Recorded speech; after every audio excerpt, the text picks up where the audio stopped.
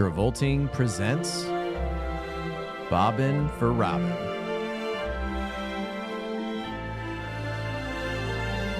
Hosted by Jeff Sweeney and Stuart Elmore.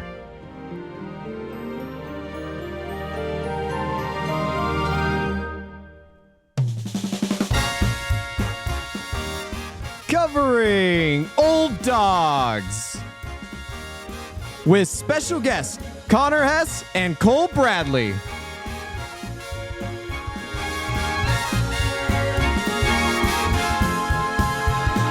we talk now? Yeah, we can't hear the music. And we're in. Oh, Hello, and there goes everybody. Cole. No, I'm here. Stuart, that was one of the more surreal experiences of my the music was like playing at like one bit every 3 seconds, crunchy. So Oh, I but you were crystal clear, so it was like do Travolting present do. It's like exactly like what I heard. Yeah, I know. Right. I couldn't hear that intro at all. But how's it been watching every Dax Shepard movie so far? Oh my God. I forgot that Dax Shepard's in this. Can I just drop a take here real quick? Dax Shepard. Dax Shepard, good director, should make a third movie. What are his other 2 movies?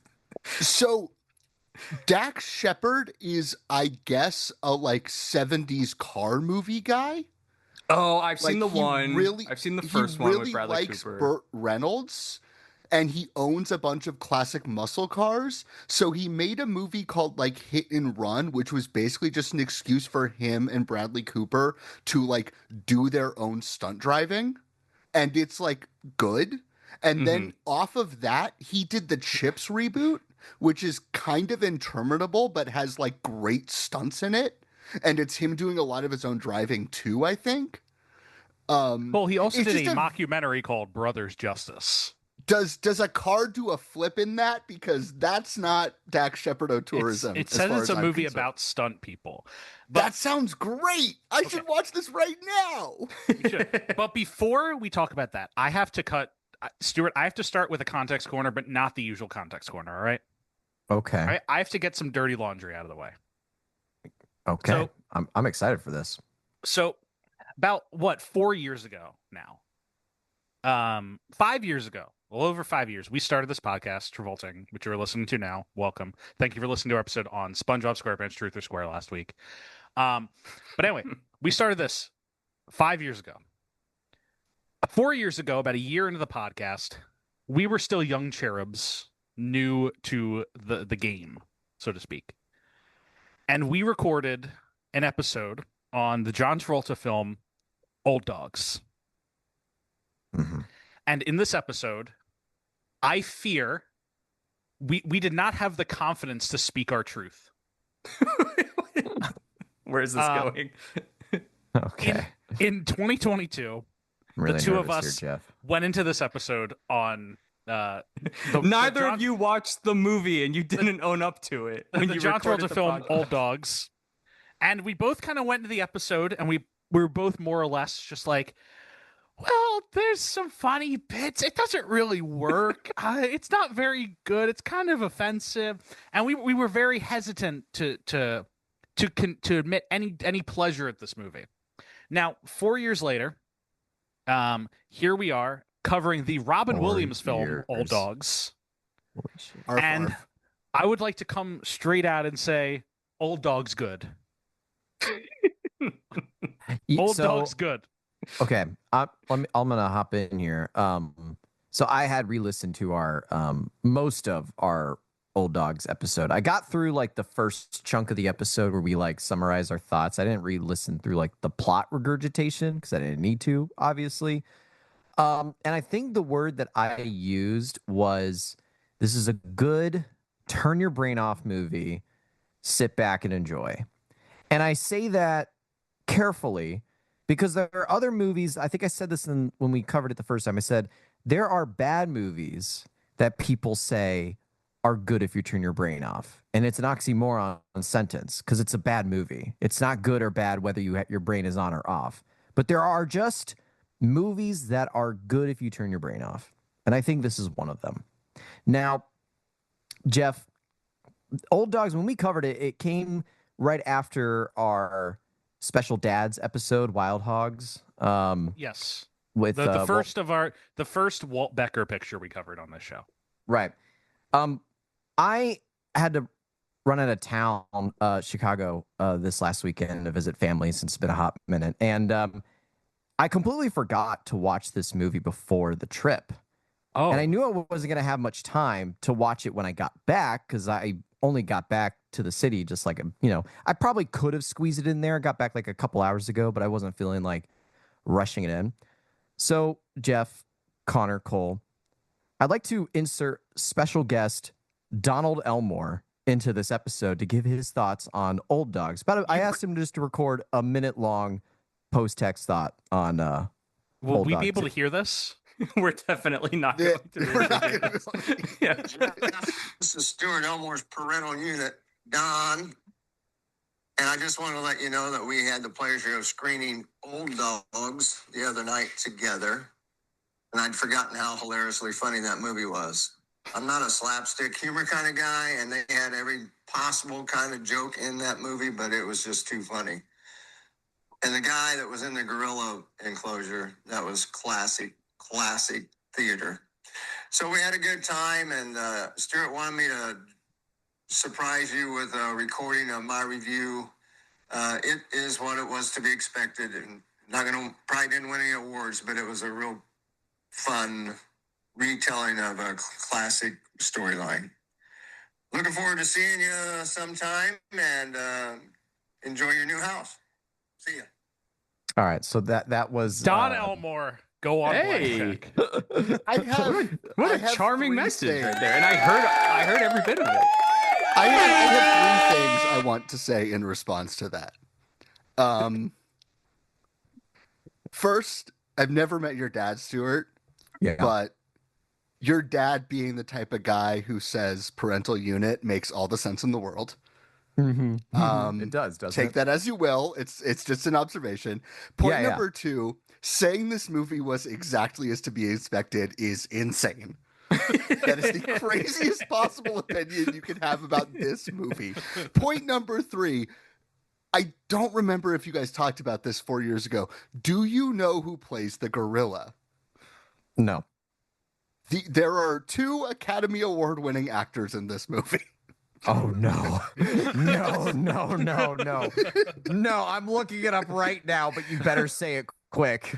Because the gorilla is played by special effects all-round guy Tom Woodruff, who won the Oscar for Death Becomes Her, is a Stan Winston protege, does everything effects-wise, does makeup, does miniatures, does robots, does visual effects, right? Like, he's got his hands in a bunch of pies. But as a side gig, has had a lengthy career of being the guy in the monster suit he works on. Like, he just likes to do that. So he's played the alien before, right? Like, he likes being... he played it's called the Xenomorph, Pumpkinhead. Cole. He played Pumpkinhead. Okay. I would just like to run through the Tom Woodruff Jr.'s filmography here as I just pulled it up. As an actor or as an effects guy? As an actor. Yes. He played the Predator in the 2022 Hulu release Prey. He was the gorilla. No, in he's effects on Prey. 2016.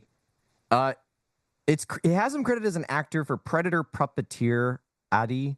So I don't know if he was maybe he wasn't in the suit, or maybe he puppeted the head or something. I'm seeing this now. I was looking at a different list. Yeah.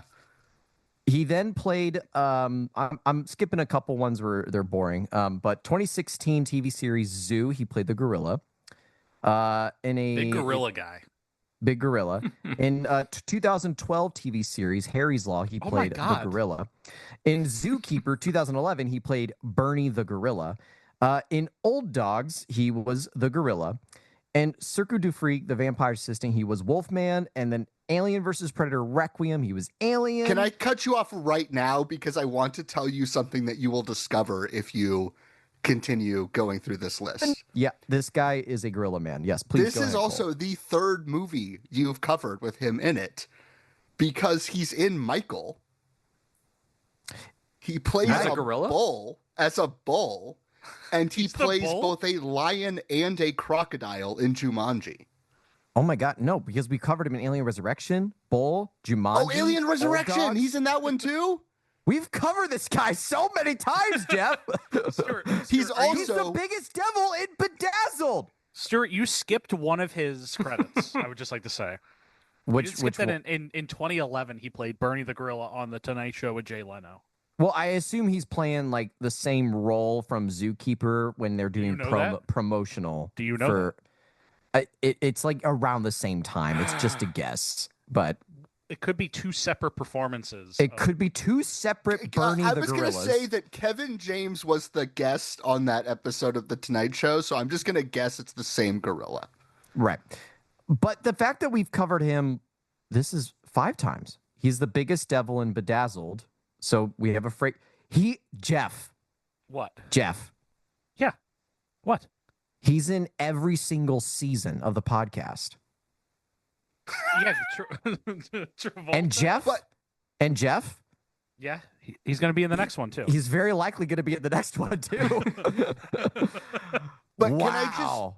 Cole, can I just on thank top you. of that, but that's the side career, right? Let me just rattle off movies like he actually in his real job. It, Paul Blart 2, Ender's Game, Wild Hogs, all the Alien movies, Scary Movie 3, the Santa Claus movies, Castaway, fucking Starship Troopers, right? Mortal Kombat, Death Becomes Her, as I said, wins the Oscar. Tremors. He designed the worms in Tremors, so he's a hero. Damn. Big career. Wow. Aliens, fucking Terminator. He's credited as Terminator special effects on Terminator. Is he like a huge guy? Is he like This 6'5"? Cute. Oh, He's gotta be. He's I bet got to be, huge right? looking, Like if he's playing all of these insanely large creatures, he's got to be like Yeah. 6'2", a massive person. 6'2". Good for him. I like this guy. This guy is cool. Anyway, Great Robin career. Williams is not the only Oscar winner in this movie. Jeff, what did you have to say about my dad's thoughts about the movie? Oh, I just want to say, first of all, thank you, Don, for the thanks on the house. Secondly, I just think that was a perfect summary of my entire thoughts on this movie. You do watch this movie, and it ends, and if you are, damaged at heart, as many of us are, you will come out and confess that you found this movie funny. I have no issue saying it's funny. I have no issue saying it's a someone funny who movie. is pure of heart might be troubled by this movie. However, we are lucky we live in a heart attack. Diseased time. Yeah. Yes. If you're going to tell me you don't laugh once during Old Dogs, you're either lying or boring, and either way, I don't want you in my life. I think I had a problem of laughing too much. He kicks a ball, and the kid, fucking Rita yeah. Wilson makes 8 faces in 5 seconds. You're not laughing at any of that? And There is a joke for everybody in this movie. There's Rita a Wilson joke getting for her hand stuck in the in the trunk of the car is just comes out of nowhere and slaps you in the face. Like It's so good. What's the song that starts playing? It's so... Oh.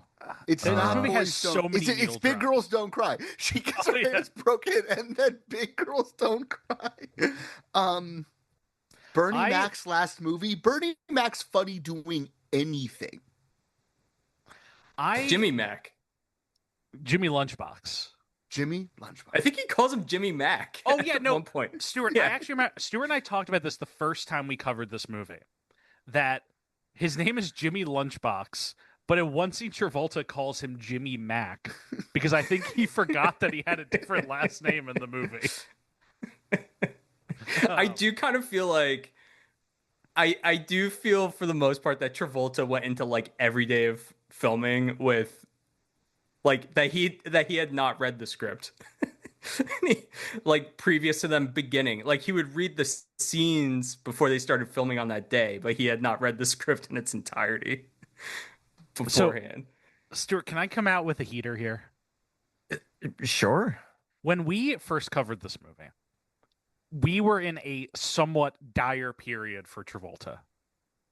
And we were entering one. Okay. And I do think maybe I looped in this among the less successful performances of the age. Because I want to say he's on fire in this. He's giving it. He's giving it big time. I think Travolta is actually pretty good in this movie. I think Robin Williams is like it for some reason. Like I almost appreciate Robin Williams a little less in the second viewing, and appreciate Robin Williams like more in the first one. It was kind of the roles reversed for me. Like when I first watched this movie, I was like, John Travolta, Rob Williams, good. And then I watched it again, like years later. I'm like, no, John Travolta's the one who cooks in this. It's like Robin Williams. I'm like, yeah. I get that he's the main character. Yeah, I understand. Give me more John Travolta. Like that was kind of where I was in the second viewing of it.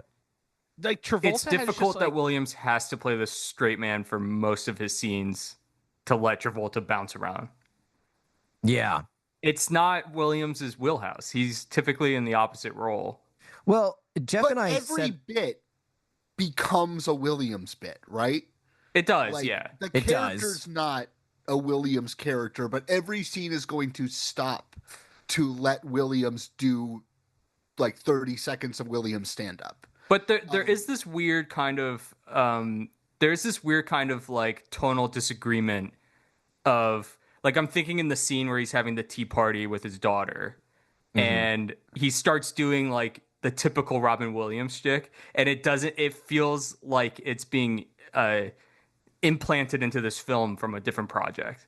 Like I'm not saying that it's not funny. Like I'm not saying it doesn't make me smile and laugh, but it's odd to see him as this character because he is a gifted dramatic actor as well. So like it's weird to see him code switch into making the wacky faces, the over the top laughing, everything like that when you see him being an anxious, over concerned parent for the entire because film. I feel like I was gonna say like my conflicted issue with this movie is when I first watched this movie, I thought these two are pretty good together, but like I almost feel like only one of them is the old dog because Travolta like doesn't. I know he's only 3 years in real life younger than Robin Williams, but it doesn't look like he's that close to him in age. And just the way I viewed it, and I get it. It's got like the settled. I don't know, but they're both bachelors in the. I don't know. It's a little confusing. My only thing, but that's why it's conflicted. I'm gonna throw out a little heater, and I'm willing to be wrong on this, but like, I think these two are good together, and yet I have great together. I agree, they're great together, and yet I still have this conflicted like feeling of, but I think there's a better pairing for the service of this movie. That's probably true. Yeah, but it depends. Like yes, it's like, but the pairing of John Travolta and Robin Williams works, but I just didn't think it quite worked for this movie. Like the movie as a whole, blah. It's more like you're coming to the John Travolta Robin Williams show, but like you're not watching. I don't know. That's why it's conflicted because I like the two of them together, but I just didn't really buy the two of them together in this movie. Does that make any lick of sense? No, I agree. I think more or less like what you're bumping on is the Robin playing the straight man thing, because Travolta just, I think for the period he's at in his career, and even more so now, I think the Travolta performance of this has aged like a fine, not a fine wine, but like a fine, like what's a shitty liquor? Like what's a like Malort? Like it's like it has aged like a fine Malort. But like because I feel like when we watched this Travolta movie, like when we watched this in the Travolta period years ago, he was still giving like essences of this type of performance, Jeff. And I think the looking back we're doing is we haven't seen a Travolta performance like this since Old Dogs. But when we Yes. covered Old Dogs, No, we have he seen a had Travolta done- performance like this since Old Dogs. It has just not been in a movie. It's been on every talk show he's appeared on since 2000. right. Now, Just with every the- time he's given an award away to somebody else. Yeah, with the straight lace thing, it's like, but Robin Williams works as a straight lace guy in the birdcage across Nathan Lane. So I don't think it's like Robin Williams playing straight laced is against like the kind of performer he is. I think he can be really funny when he's put in the straight laced role. It was more so like, again, in the narrative of the movie, it's like these, like, I almost think like Wild Hogs did a better job with casting, which is same, like it's also a Disney movie, same director, basically the same premise, kind of. It's a bunch of old guys. It's a bunch of old guys, but they're closer in age and like their problems in the narrative like mesh well together better in this movie. I don't know what they're I never for once feel like they are equals in the struggle of getting old. I think that's what it is. I never feel like they're equally struggling the idea of getting old. Travolta feels right for this type of role in the sense that, like, yes, he doesn't feel old in the movie, which I do agree is a problem for a movie entitled Old Dogs. However, I do think Travolta is playing a really good, and who knows if he was even aware of this at the time. This could be complete, like, they tricked him into it. That he's playing a really good, like, guy who's over the hill desperately trying to seem younger. Yeah, that's the way I read it, and that's why I do kind of read that he doesn't present as that much younger to me than the Williams character does. But the Williams character, I'm sorry, my best friend Dan, is I think is more conscious, is more openly conscious of his age. I mean, than Charlie is. It's like you look at like movie, you look at like Tom Cruise now. And like he's like Oh. 10 he's 10 like years older. Tom 10 Cruise years is older example. than These both guys of in these this men movie. are now. Great example. Just to be clear, Yeah. Tom Cruise in Final Reckoning is 10 years older than both of these guys. Continue, Jeff. and like, you know, Tom Cruise doesn't seem quite as desperate as Travolta's performance in this movie, but it's a very similar thing. It's just a guy who's looking. Doesn't he? Doesn't he seem a little desperate? It's like that weird thing of Connery in Never Say Never Again is 3 years younger than Roger Moore was at the same time when Roger Moore is in Octopussy. I mean, Connor, have you seen those late period Bond movies? yes, He looks like fucking Boris Karloff in the first scene of the movie. yes, yeah, yeah. It's I mean, He's the Moore's oldest man hair. in the world. Moore's hair in those movies looks very much like Travolta's hair in this film. His wig. Can I just say before we get off this tangent, have you guys all seen Obsession? No, I Yes. haven't seen it. Stuart has not, right? Correct. So just Connor. Okay, you're aware that Obsession is about like a stick you break and it grants a wish, right? Yeah. If I had access to the One Wish Willow, my wish would be for Tom Cruise to be normal. Continue. I'm just so tired, man. I don't want to deal. I think my I'm one gonna wish fucking- would be for I'm gonna fucking Travolta to get kill a little myself weirder. during the Digger press tour. Continue. Stop. So You don't have to pay attention to the Digger rollout when the movie comes around. I more than almost everyone alive have to pay attention to the Yeah, Digger but I'm press saying you don't have to. I do all I'm have saying is you to. don't have to. Nobody's forcing I- you to do it. I do. So, Stuart, to kind of loop back to the reason we're here, Yeah. this is really discounting Night at the Museum 3. Mm-hmm. This is the last, like, real studio comedy Robin Williams does. Yeah. Because he's in a few more comedies after this, but none of them are, like, for lack of a better term, real.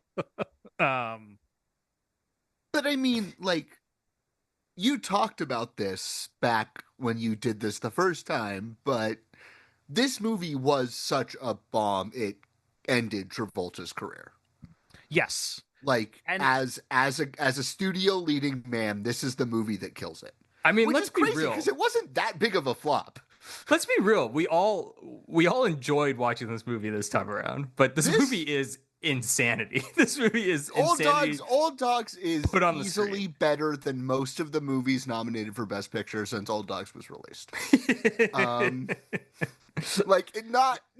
don't even need to like run the numbers on that. It is just objectively true.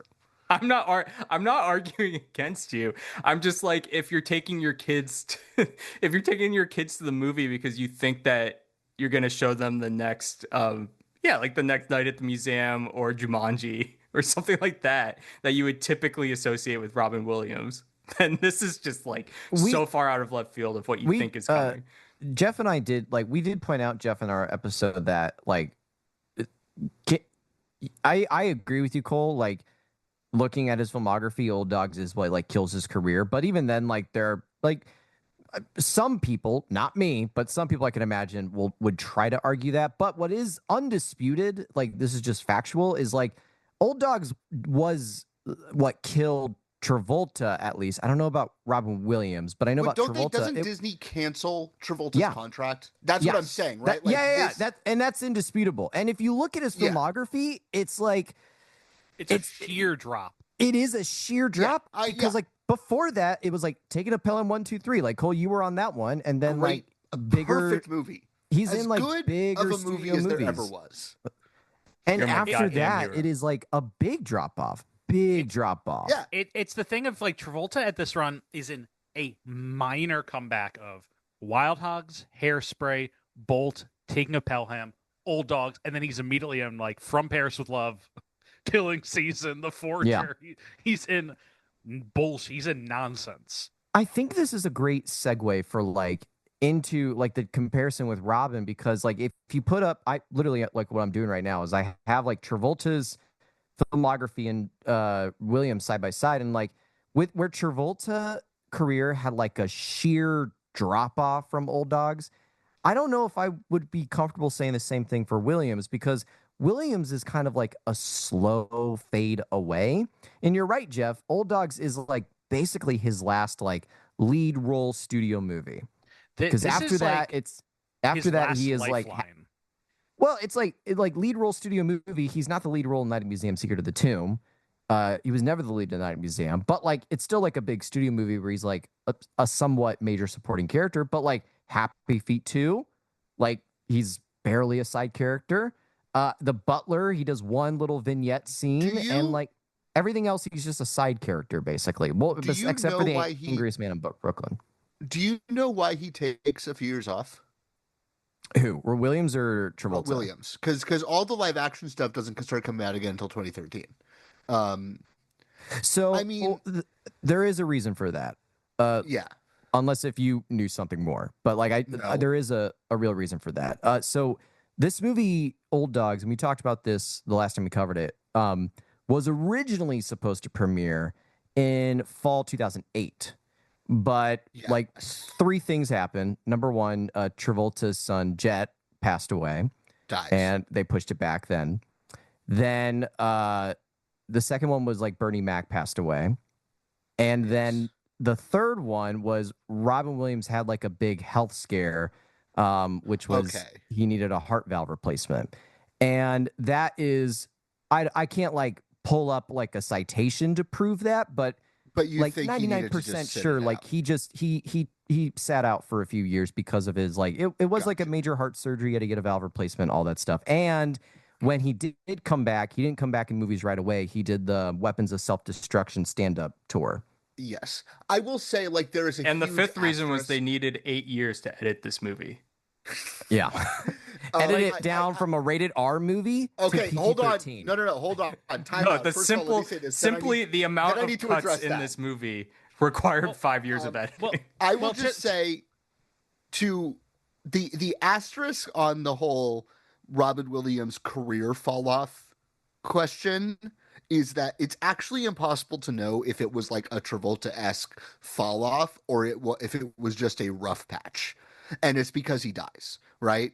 Like, yeah, there's a world where 2015 he's making like another like RV2 or whatever. I need to talk about the fucking R-rated thing because this is why I wanted to come on this episode. Okay. Connor, have you heard this? No, I haven't. There is a thing you will hear cited about this movie often, which Stuart just said, was that this movie was shot as an R-rated comedy, and then after test screenings were bad, they cut it down to PG. And I just crazy. need to clear the air here. That is complete bullshit. That's not true. That is 100. Okay, let me correct myself. That is 98% untrue. The source for that is an IMDb trivia fact. Now, here's what I think is the game of telephone that is happening here. I think the first draft of this movie was an R-rated comedy on the page. And because this was written by the Wedding Crashers guys. And they sell this pitch to, I think, New Line Cinema, not Disney, another company. I think New Line, right off the success of Wedding Crashers. And I went back and I read the Variety thing from 2005 when that pitch was sold. And Variety's describing it as them doing the Wedding Crashers thing again, right? Like a raunchy But with comedy old with heart. guys. Yes, exactly. Guys are you can see old that now. selling. Now, that never gets produced at Warner Brothers. This movie gets bought by Disney, the scripts, not even the scripts, the pitch, right? Gets bought by Disney in 2007. I went and read the Variety article announcing the sale of this movie to Disney, right? In that article, Variety makes the explicit point of saying this is a Walt Disney Studios picture, not a Touchstone. They don't say not a Touchstone picture, but they're very clear about saying like this is going out under the studio branding, the Disney branding. Walt Disney Pictures does not make R-rated raunchy comedies. They don't. For the record, Cole, I agree with you, which is why, like, when we talked about it in the first episode, and I brought it up as part of that IMDb trivia fact of being like, apparently, like, this was R-rated, but it got cut 14 minutes. The Yes. first thing I said in that was like, you mean to tell me that the difference between a PG and R was 14 minutes? Like, That's also isn't- not. yeah, That's like insane. that doesn't But- make any sense either. I wanted 14 to minute- come on here with evidence, right? Okay. No disrespect for you, but I wanted to get in here and say this movie was announced as being a kids movie. Now that being Right. said, that being said, would this have been better as a raunchy R-rated comedy? No. No, absolutely not. I don't think so in any way. What this movie is good because it is a John Waters movie that has been like had its limbs broken so it can be forced into a box. You know? This movie is good because of its jagged edges. This movie is good because it is odd. Right? If this movie were just old Wedding Crashers, it would be bad. It would I've never be. seen Wedding Crashers, but Wedding Crashers is probably bad. Can I I say just two think it would things? be irritating for the most part if it was old Wedding Crashers. You know Who do what's think they- not a good movie is if it Van was- Wilder. Like if I've it was seen sold- Walt Becker make that movie. If it was sold in 2005, who do you think it was originally when they were writing it? Like what they had in mind, like Jack Nicholson and Gotta be a post anger management Jack, right? yeah, right. And then Is who's the it? I mean, second? earnestly, is it Jack and Robin? Like, It could be. That would be yeah. Oh, the Jack and Robin duo movie we never got. Ugh. and that, like they'd be good in it, but the That's what I'm movie would not. saying, though, Cole. That's what I'm saying. Like, come on. Yeah. Okay, A can I raunchy quickly R-rated. Yeah, Jeff, can jump I in. jump sidebar in. about the writers of this movie real quick? Yes, And then I want to finish the Robin thing. But so the writers of this movie, Alex Diamond, David Diamond and David Weissman, who sign the Wedding Crashers, and they sign a 2-picture deal for this and a movie called When in Rome.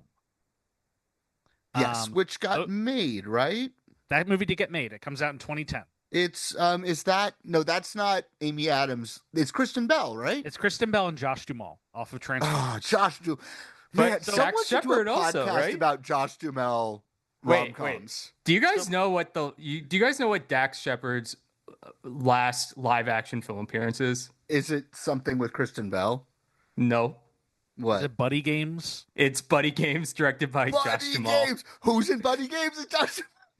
Oh my Josh God. Jamal directed Buddy Games. Josh Jamal has not directed in Buddy two Games 2? films in his life. He's directed 2 films. He's directed Buddy Games and Buddy Games 2: Spring Awakening. But fucking is Dax Shepard not in Buddy Games 2? No, not apparently returned. not. That's- He plays a character named Murphy John Durfee Jr. who dies off screen in between Buddy Games 1 and Buddy Games 2. Okay. So these guys write When in Rome is their last credited screenplay, 2010. Then they disappear. 8 years later, David Diamond pops back up teaching screenwriting at a high school in LA and then moves back to Philadelphia. In 2019, he publishes a book called Bulletproof: Writing Scripts That Don't Get Shot Down, Oh no. I mean, which I would simply point out. Yeah. Wait, sorry. Can you say that again? I'm placing an Amazon order right now.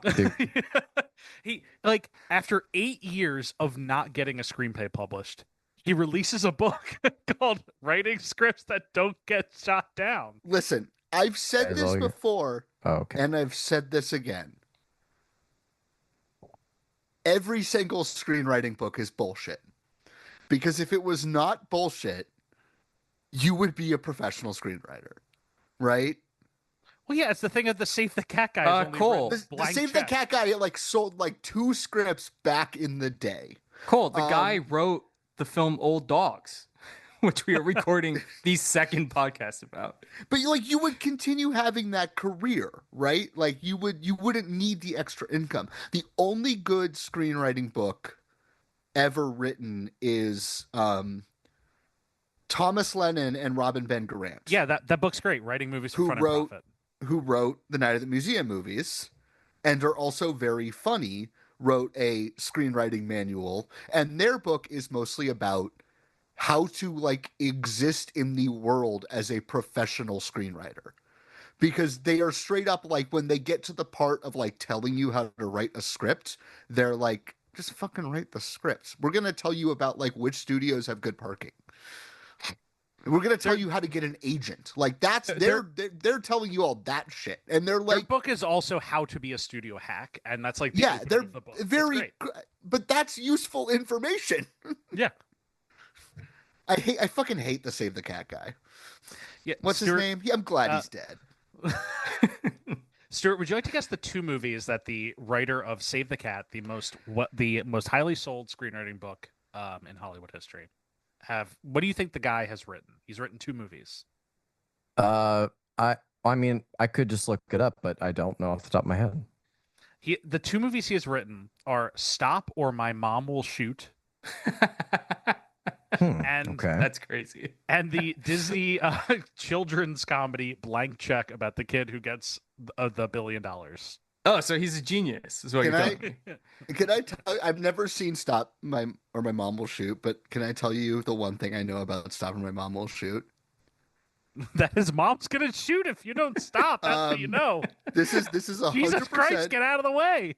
This is 100% a true story. Both Stallone and Arnie have said this, which is that the script Oh, got sent to yeah. Arnie and he read it and thought it was a piece of shit.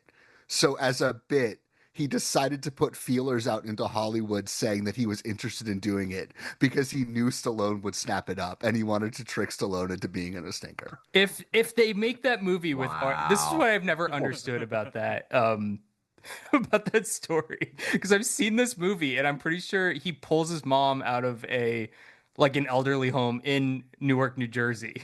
But like, is Arnie's mom coming from Austria and it's a German actress? If they make that movie with Arnie, it's also probably a half star better. Well, it is Yeah, it's definitely just if they like get.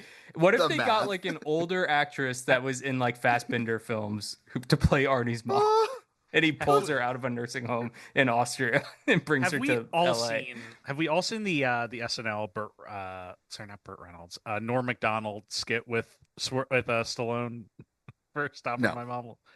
There's I don't this think so. there's this great skit where Norm Macdonald is in a car crash and he's just like laying on the ground, And Stallone playing himself like is driving by and runs out of the car to go I've seen help. this. Yeah. And he bends down to help him, and Norm Macdonald cannot like essentially he cannot stop just saying bad movie titles at Stallone rather than seeking the medical help he needs, and he dies. Yeah. But he's just like, Stallone's like trying to pick him up, and he's like, stop, or my mom will shoot. Can I propose something about Arnie for a second? Ah! This is an earnest question. Has he ever been bad? Has he ever been? Has Arnold Schwarzenegger? Yes. Ever been? Because bad? Stallone has certainly been bad. Yeah.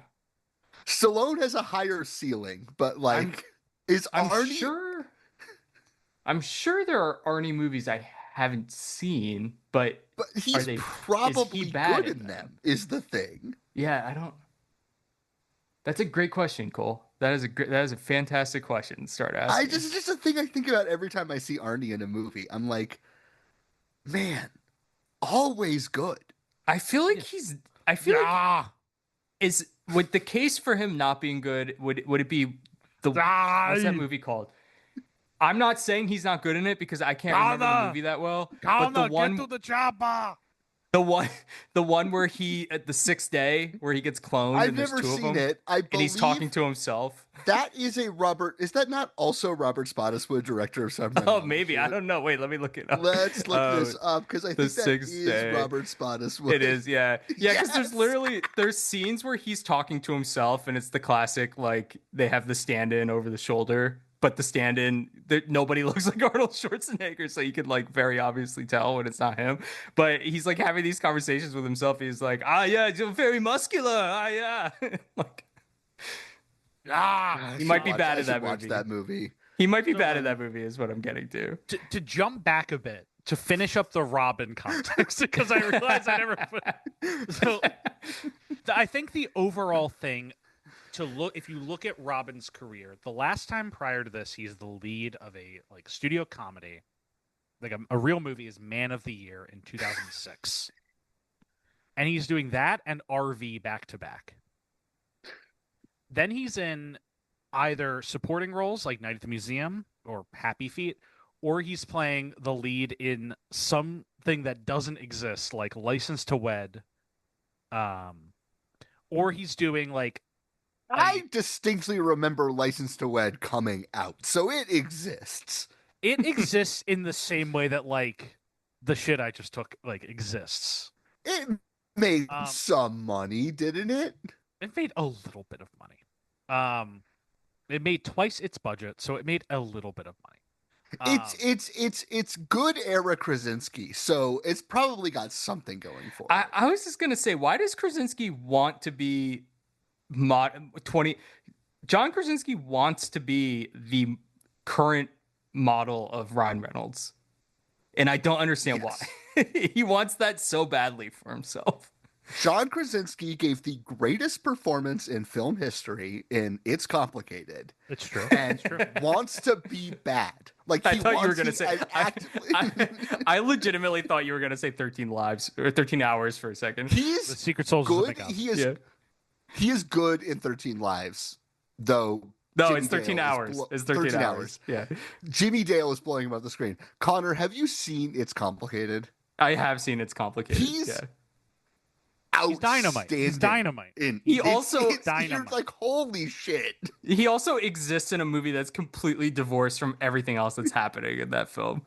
But that's why he's good in it. The Nancy Meyers way. That is true of every Nancy Meyers movie. That's why she's a good director. It is. But Robin, like, saying this kills his career is like his career is functionally dead in the water at this point as a leading man.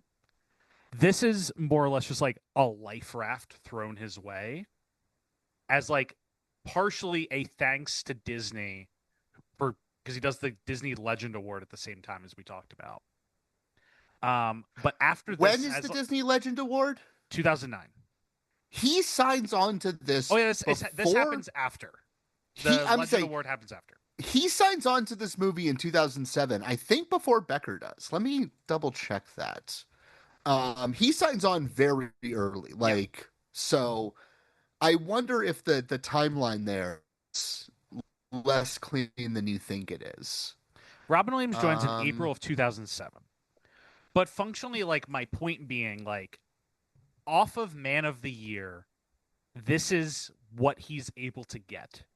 He doesn't book any other leading comedy roles in the time between that him signing on for this and this coming out, which is a 3-year window functionally. How did And then this how comes did out. RV and Man of the Year sit with you guys on your rewatch of it? Neither of them's like very good. RV's like a little silly. Man of the Year was just like a frustrating movie because it should have been very silly and it wasn't actually that very silly. Man of the Year should be good and isn't. RV, like, you're not going in with a high expectation, and it's still a lot like Old Dogs. kind of fine. Old Dogs at least has some like energy to it that I felt RV lacked in part. Because Robin Williams is like carrying RV on his back, and 10 years after he was capable of carrying a movie like RV on his back solo. That's why I think like Old Dogs is much better because like it isn't solely on the back of Robin Williams because I don't think he can do that anymore. I was incorrect. Becker is on this project before Williams is on this project. I just wanted to correct myself. And then if you're gonna like look at the rest of the green, obviously like there's the health issue that he has the year this comes out. That kind of puts him out of commission for a few years in terms of live action performing. But like he's kind of done after this movie. And you'd love to have seen a comeback happen. Unfortunately, just he passes away before that could happen. Because truly the only other studio movies he's going to be in after Old Dogs are Happy Feet 2, The Butler, Night at the Museum 3. So this is kind of the end of the era. I mean, we will talk about some more Robin Williams comedies, but in terms of like the Robin Williams comedy that has been so like omnipresent through his career, from Popeye to fucking like Man of the Year, this is the end of that run. And I think it being a movie targeted at kids, starring Robin Williams, that craters is like if he can't get that audience in his pocket, then what does he have? I forget how much this movie tanked. I will need to be reminded. It did fine box office. It is just regarded so noxiously in the press that like it's like a thermonuclear bomb goes off. It was effective, but you can't use that territory anymore. Do you think somewhere there's Do you think somewhere there's a 14-minute lovemaking scene between Seth Green and the gorilla that got cut out of the R-rated version of this movie? No, it's a lovemaking scene between Travolta and Williams. Okay, can I actually just segue into the weirdest aspect of this movie?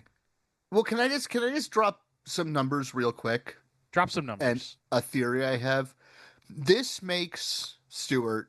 This costs $35 million. It makes 95 worldwide, right? So probably makes a little money. The numbers.com is saying it does another 30 in home video sales. So I think an acceptable return on investment. The other thing is it does have like decent legs, right? It's not even like you can point at it and saying it's front loaded. It has almost a 3 times multiplier. So it wasn't even that like much of a toxic word of mouth hit.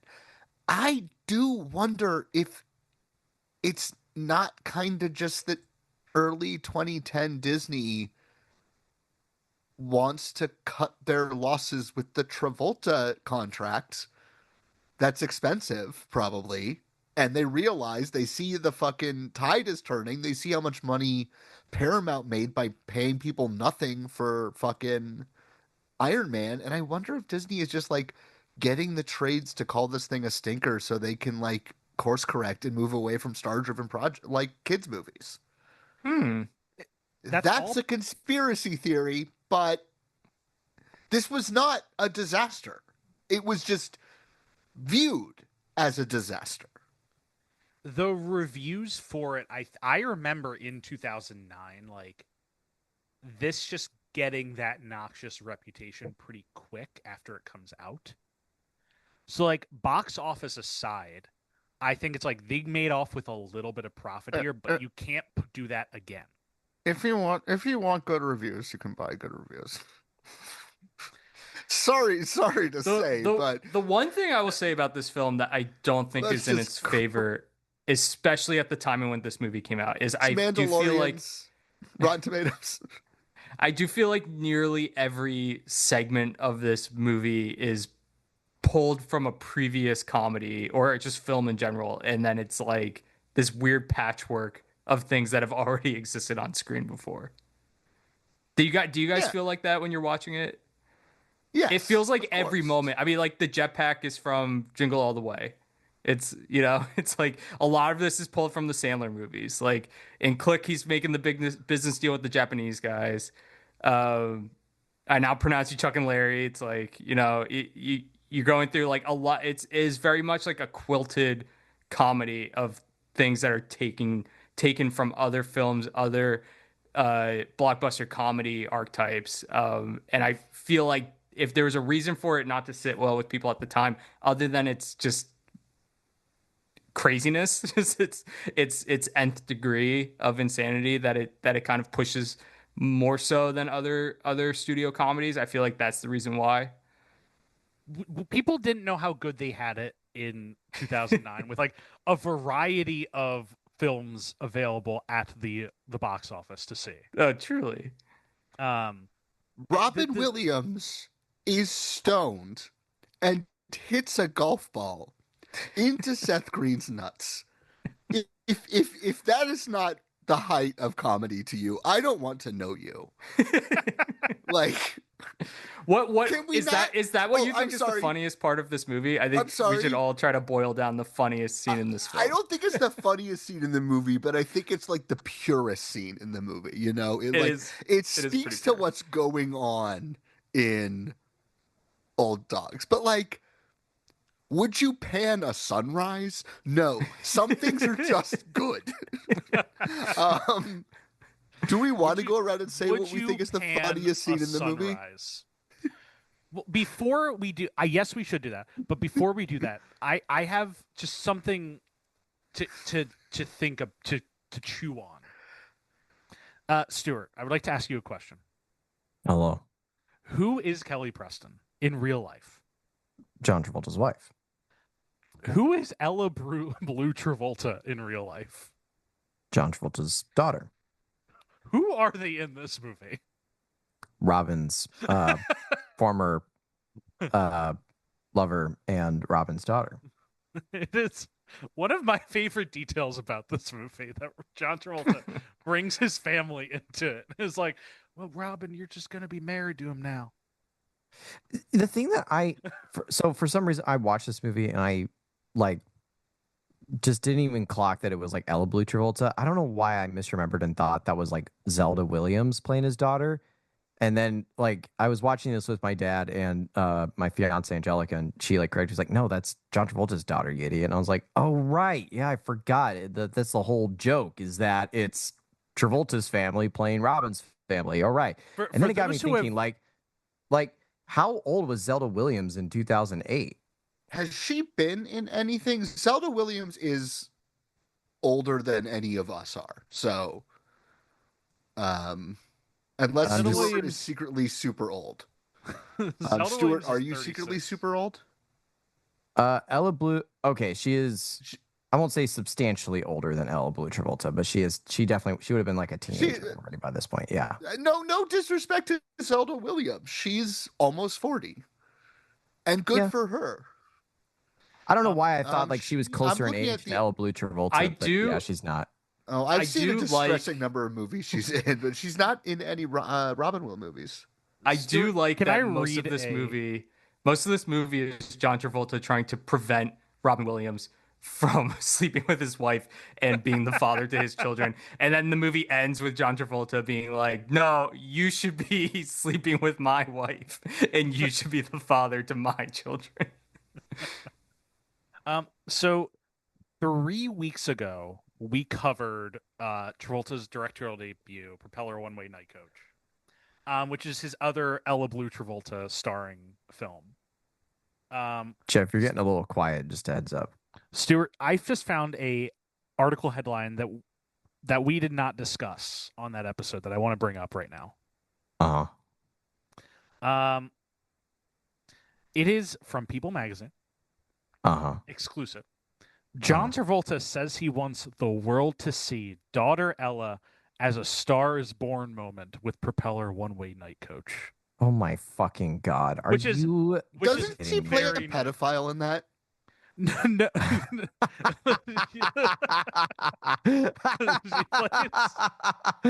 Oh my God. That movie just has. It's an earnest question.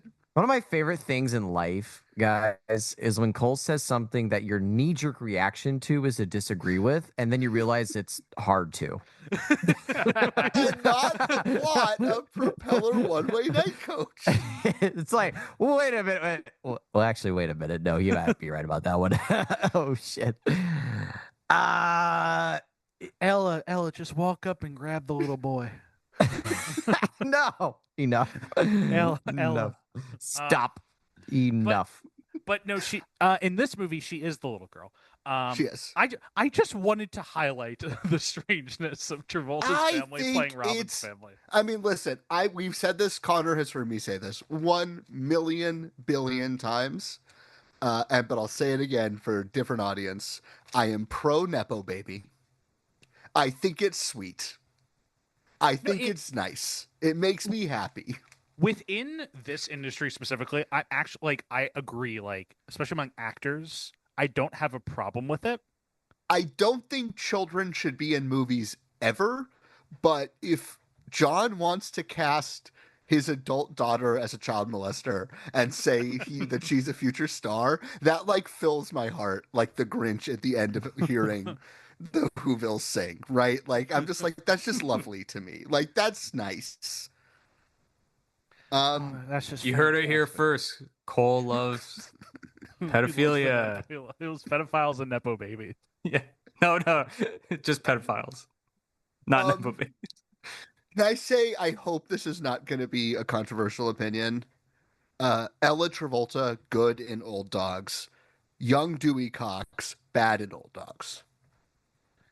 Yes. She's better than him. I agree. Fairly significantly, she's better than him, which is crazy because he won the Oscar for his performance in Walk Hard. He's been good. His delivery of "Mama, I can't smell anything" is maybe the funniest joke in that movie, and that movie is very funny. Did we clock that the actor who plays young Dewey Cox and Zach in this movie is named Connor Rayburn? Robin Williams' character in this movie is Dan Rayburn. Yes. And then Connor Hess guest on this very podcast. Connor Hess guest on this very podcast. Yes. It's all by design. It's crazy. By the way, do you guys know you're getting an exclusive? He won't let me say his last name on our show. No, that is not a rule at all. That was a hard saying rule. Our last names. That was a hard rule. You made me cut it out of some of the earlier episodes. I don't remember that. I don't remember that at all. I can find the texts. You can find it. Yeah, sure. Yeah, you go do that. I'm gonna go scrolling. I have switched phones since then, so they might not be here. Shall we dive in to Old Dogs? That was only because I was wanted at the time for things that happened in the southern states region, but let's not get into that. Well, you didn't want the listeners to know that you had worked on movie. I was about to say an actual person's name, and then I realized I probably shouldn't have said an actual person's name. But he was nominated for an Oscar a few years ago. Continue. Stuart, can I set some expectations for you? Hello. Yeah, sure. So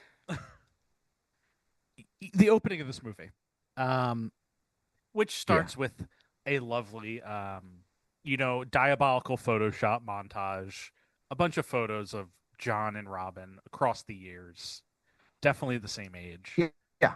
playing guitar and doing other things. Yeah. And then it comes right in to a boardroom meeting between the two of them and the Nishimura executives, correct? Mm-hmm. Yep. Uh-huh. A And business then- deal that makes 100% sense, and it's communicated to the audience, and you know exactly what's going on. A deal with no problems within the movie whatsoever. Yeah. And Travolta, to sweeten the deal, decides to tell a deeply embarrassing story about Robin, putting him on blast in front of dozens of people, whom he will be working with for the remainder of his career. And Stuart, I'd just like to let you know, this is coming for you next year. This will be the This is how you're content. going to sweeten. This will be the this- content of the best man speech. I'm just going to do the opening of Old Dog. Oh. It took me a while to connect the bits of what you were saying here, but yeah. Yeah, man, that no. was a long walk to a okay joke, Jeff. To a- Or as we call it, an old. How long are you For guys fo- keeping for that fo- tattoo for for? fo- for Does he folks- like the tattoo?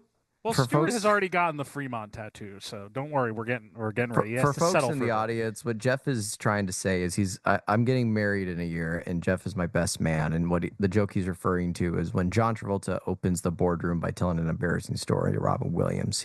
He's making the joke that's how his best man speech is going to start at my wedding. So that's Yeah. What if I just literally Have I you didn't- tell said wait, this on the Zach- show yet? By the Wait, way, I didn't get it. Can you say that again? so next year I'm getting married, and Jeff's going to be my best man. And so what he was alluding to there was that the way John Travolta ridicules his friend in front of a bunch of business executives, he's going to do in front of my family at my wedding for his best man speech.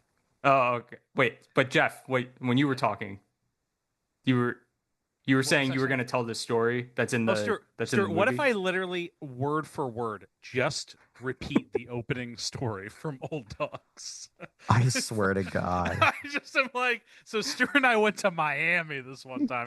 He was really dealing with this hard relationship. The problem is that story is going to end with, and that is how he has become the guy who I've only ever met who's gotten divorced twice within 24 hours. That's how you're going to end that story. Yeah, exactly. At my wedding. Yeah, exactly. Because the second divorce is coming down the pike right away. After I tell The that story. third. The third. it was an annulment. You know why this movie's good is because immediately after the story, Did we lose him? There goes Cole. I will are say eternally the consistent. internet's been really, really fucky. Like Did I just lose Stuart too? It sounds like we lost Stuart. I guess Jeff, who do you think between me and Cole, which one is the Dan and which one is the Charlie? Between you guys? Yeah. I feel like you're Oh, pretty sorry. evenly. I didn't realize I was already cut off because my internet's shitty. Did I just hear the question get asked? Which one of us between Jeff and I is Dan and Charlie? Other way around. But Stuart, you and I do have to address this as well. You can address this too, but he was talking Well- about me and Connor. Connor, I don't really know what you look like is the issue. It'll be a mystery. It'll be a mystery forever. So by that alone, I'm gonna say you're Dan, and Cole is Charlie. And Cole is Charlie. Which one's which again? Dan is Robin Williams. Charlie is John Travolta. And who's who? I said- already forgot. Cole is John Travolta. Connor is Robin I'll Williams. take it. That's what you wanted. That's what you wanted. I Be think honest. that's nice. But I need to be clear. I only said that because Connor I don't know what famously Connor lives looks in a like. co-op that doesn't allow children and has an I anti. live like right down the street from where they shot that. It blew my mind. I hadn't seen this movie before. It blew my mind that they were shooting in a location that I had walked by earlier today. Stuart, I Okay, think You but don't which enter. one- You don't enter that building through the back. That's like somebody's backyard. But which one for Jeff and I? Like, I think this is but- pretty clear. I think this is pretty clear. I think this is pretty clear. And I fear I might cause offense, but I think this is pretty clear. I also Maybe not agree. actually, but now that I'm thinking about it, it might be taken as a badge of honor. I just feel like Jeff is Rita Stuart, Wilson you and are I'm Kelly Robin. Preston. Yeah. No, other way around. I think- 100% I think- other way around on that one. No, I think Stuart is Dax Shepard and Jeff is Luis Guzman. Yes, that is true. Stuart just got out of jail. No, Stuart, you're Robin and John is and Jeff is Travolta. I agree with this. And my Yeah, reasoning for no, this is I'm simply not- that you are just the more stressed of the two.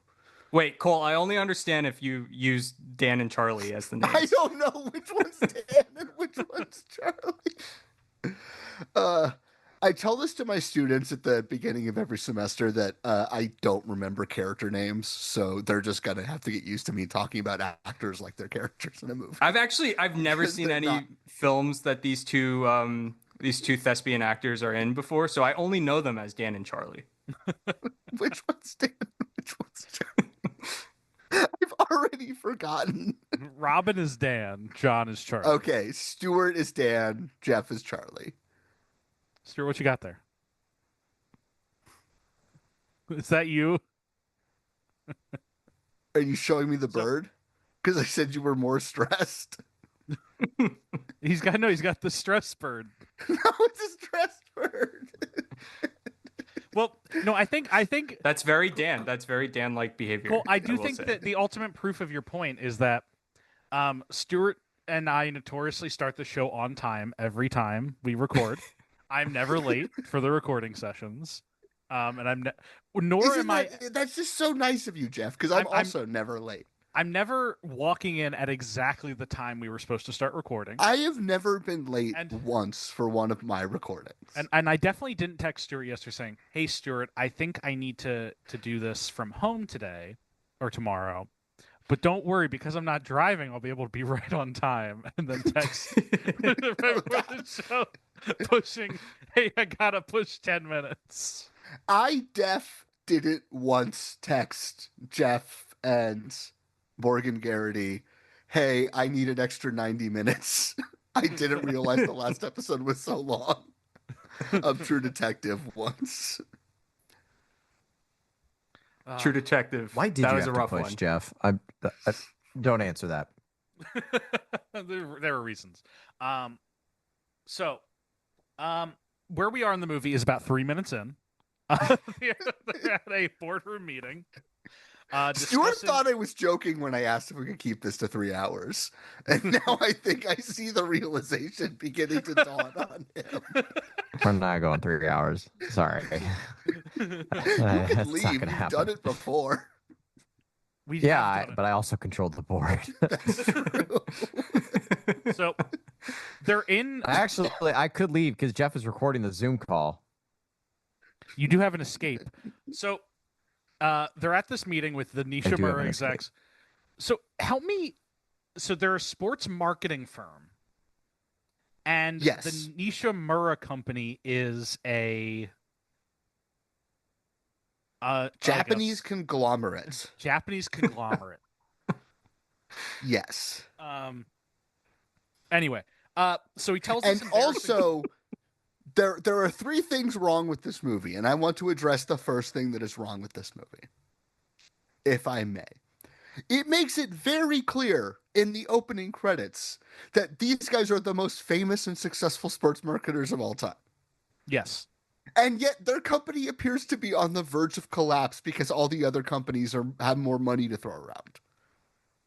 They're They a seem boutique like company. they're a boutique, right?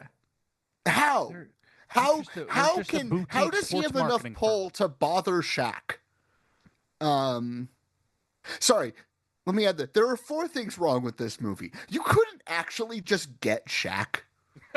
He's not hard to get. The man works, okay? You couldn't just make that happen, Disney. Now that is a fantastic point. Like, that feels fucking... I mean, spoilers... He's the second easiest person to get to make an appearance behind Danny Trejo. Spoilers for Scary Movie 6. One of the better jokes in Scary Movie 6 is about how available Shaq is. Permission to spoil Scary Movie 6? Yeah, go for it. The one of the like 18 twists at the end of Scary Movie 6, because one of that movie's better jokes is that it just keeps compounding twists on top of, like, the entire third act is just this cascading set of reveals, is that the killers are Kevin Hart and Anthony Anderson from Scary Movie 3, except despite that Kevin Hart does everything, this was still beneath him, so they just got Shaq to do it instead. And they say that in the dialogue. They're like, Kevin turned you down, he doesn't turn anything down. Scary Movie 6, not a good movie. Regina Hall and Damon Wayans, the funniest people on the planet. Marlon Wayans, shit. Damon's not in it. Damon is fun. Damon does show up for a second, I think. Yeah, Regina Hall, Marlon Wayans. 2 things wrong with this movie, and those first 2 are established right there. Okay, 4 things wrong. Those are 2 of them. We've gotten the 4. So, well, we got 2 more. We got 2 more to come, but I'll address them as we get to them in the plot. So, in this story that Travolta's telling, Robin was down bad. They went to Miami and Robin hooked up with Kelly Preston, got married at one of the chapels in Miami. They got divorced the next day, or annulled. However, what Robin does not know is that the sired twins that will come back to haunt him 10 years later. Yoinks. Zoink, Scoob. I don't know why I did that. But so they get out of the meeting. The deal looks like it's going to go through. Robin is planning to meet up with Kelly Preston again, who he hasn't seen in a while, because he wrote her a 2-page letter But he's been in love with her the whole time. Yes, he has always yearned for her. Yes. And so he meets up with her, where she reveals that she is going to jail for eco-terrorism. For eco-terrorism. For 2 weeks. Which is this is the moment when you start being like, okay, so this is the vibe of this movie. Like, it could just be like, I didn't pay a traffic ticket. I committed eco-terrorism. She didn't serve time. The time served her. You did. She makes that very clear. She says the most Michael Mann shit in this movie. No. Jeff. Yeah, Chris Hemsworth says that in Black Hat. I know. That's what I'm saying. He says that exact line in Black Hat. No. Doesn't someone also say it in Jericho Mile? Yes, someone says it in Jericho Mile as well. Jeff, you did miss a very important plot detail. Yes. Which is that when they're on the way to the meeting, a kid accidentally kicks a ball next to Robin Williams, and he kicks it back and fucking bonks the dude right in the forehead, and he goes down, and I laughed. It's very fitting as the World Cup is happening right now. Put that man on the field. Put my best friend Dan on the field. So Rita Wilson, who is seemingly just stuck by Kelly Preston for these 10 years, arrives with the 2 kids played by Ella Blue Travolta and young Dewey Cox, whose name I'm not going to remember. And now Robin has to be he has to be a father again to these children. Why does she tell him this now? Because isn't it clear that Rita Wilson is supposed to take care of the kids? Yes, Rita Wilson is supposed to take care of the kids. But then Robin Williams crushes her hands. Yes, crushes her hands. And breaks her neck. Because Rita Wilson, notoriously a hand model? Yes. She's a hand model. And so now something else happens in this scene, which is that I laugh again. Stuart sent a photo to the chat of Rita Wilson screaming in pain as her hands are being broken. And I keep accidentally looking down at my phone and seeing it and laughing again. Listeners, if you've heard me just laugh at nothing during this episode, it's because I'm looking at the face Rita Wilson makes. I'm looking at it. I just sent an updated version of this just for clarity's purpose. She should have been nominated for the Oscar.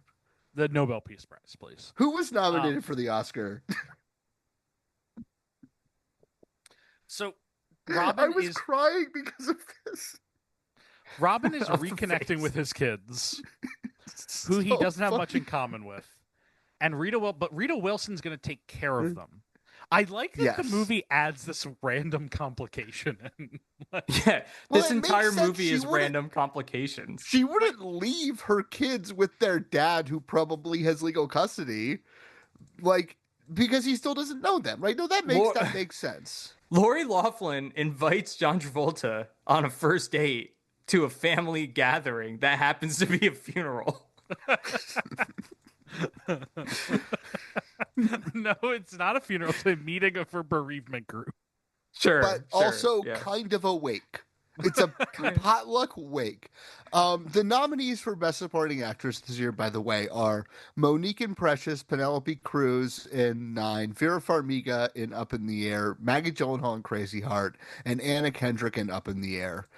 Two of those performances are bad, and only one of them is particularly good. I've never seen Nine, but I think we can get Rita Wilson in this in way. the bracket. Yeah. So Movie's because better he- than Crazy Heart. That's because for he- sure. crushes. Yeah, no shit, Connor. That's Sometimes for I think Crazy Heart is the worst movie we've ever covered on our show. Like, it's really quite bad. I think it was- Spiritually, it's just rotten. I Cole, think do it you was know the the least only excited time I I've talked ever about was. Crazy Heart with you. When? The one time I talked about Crazy Heart with you, a movie I haven't seen.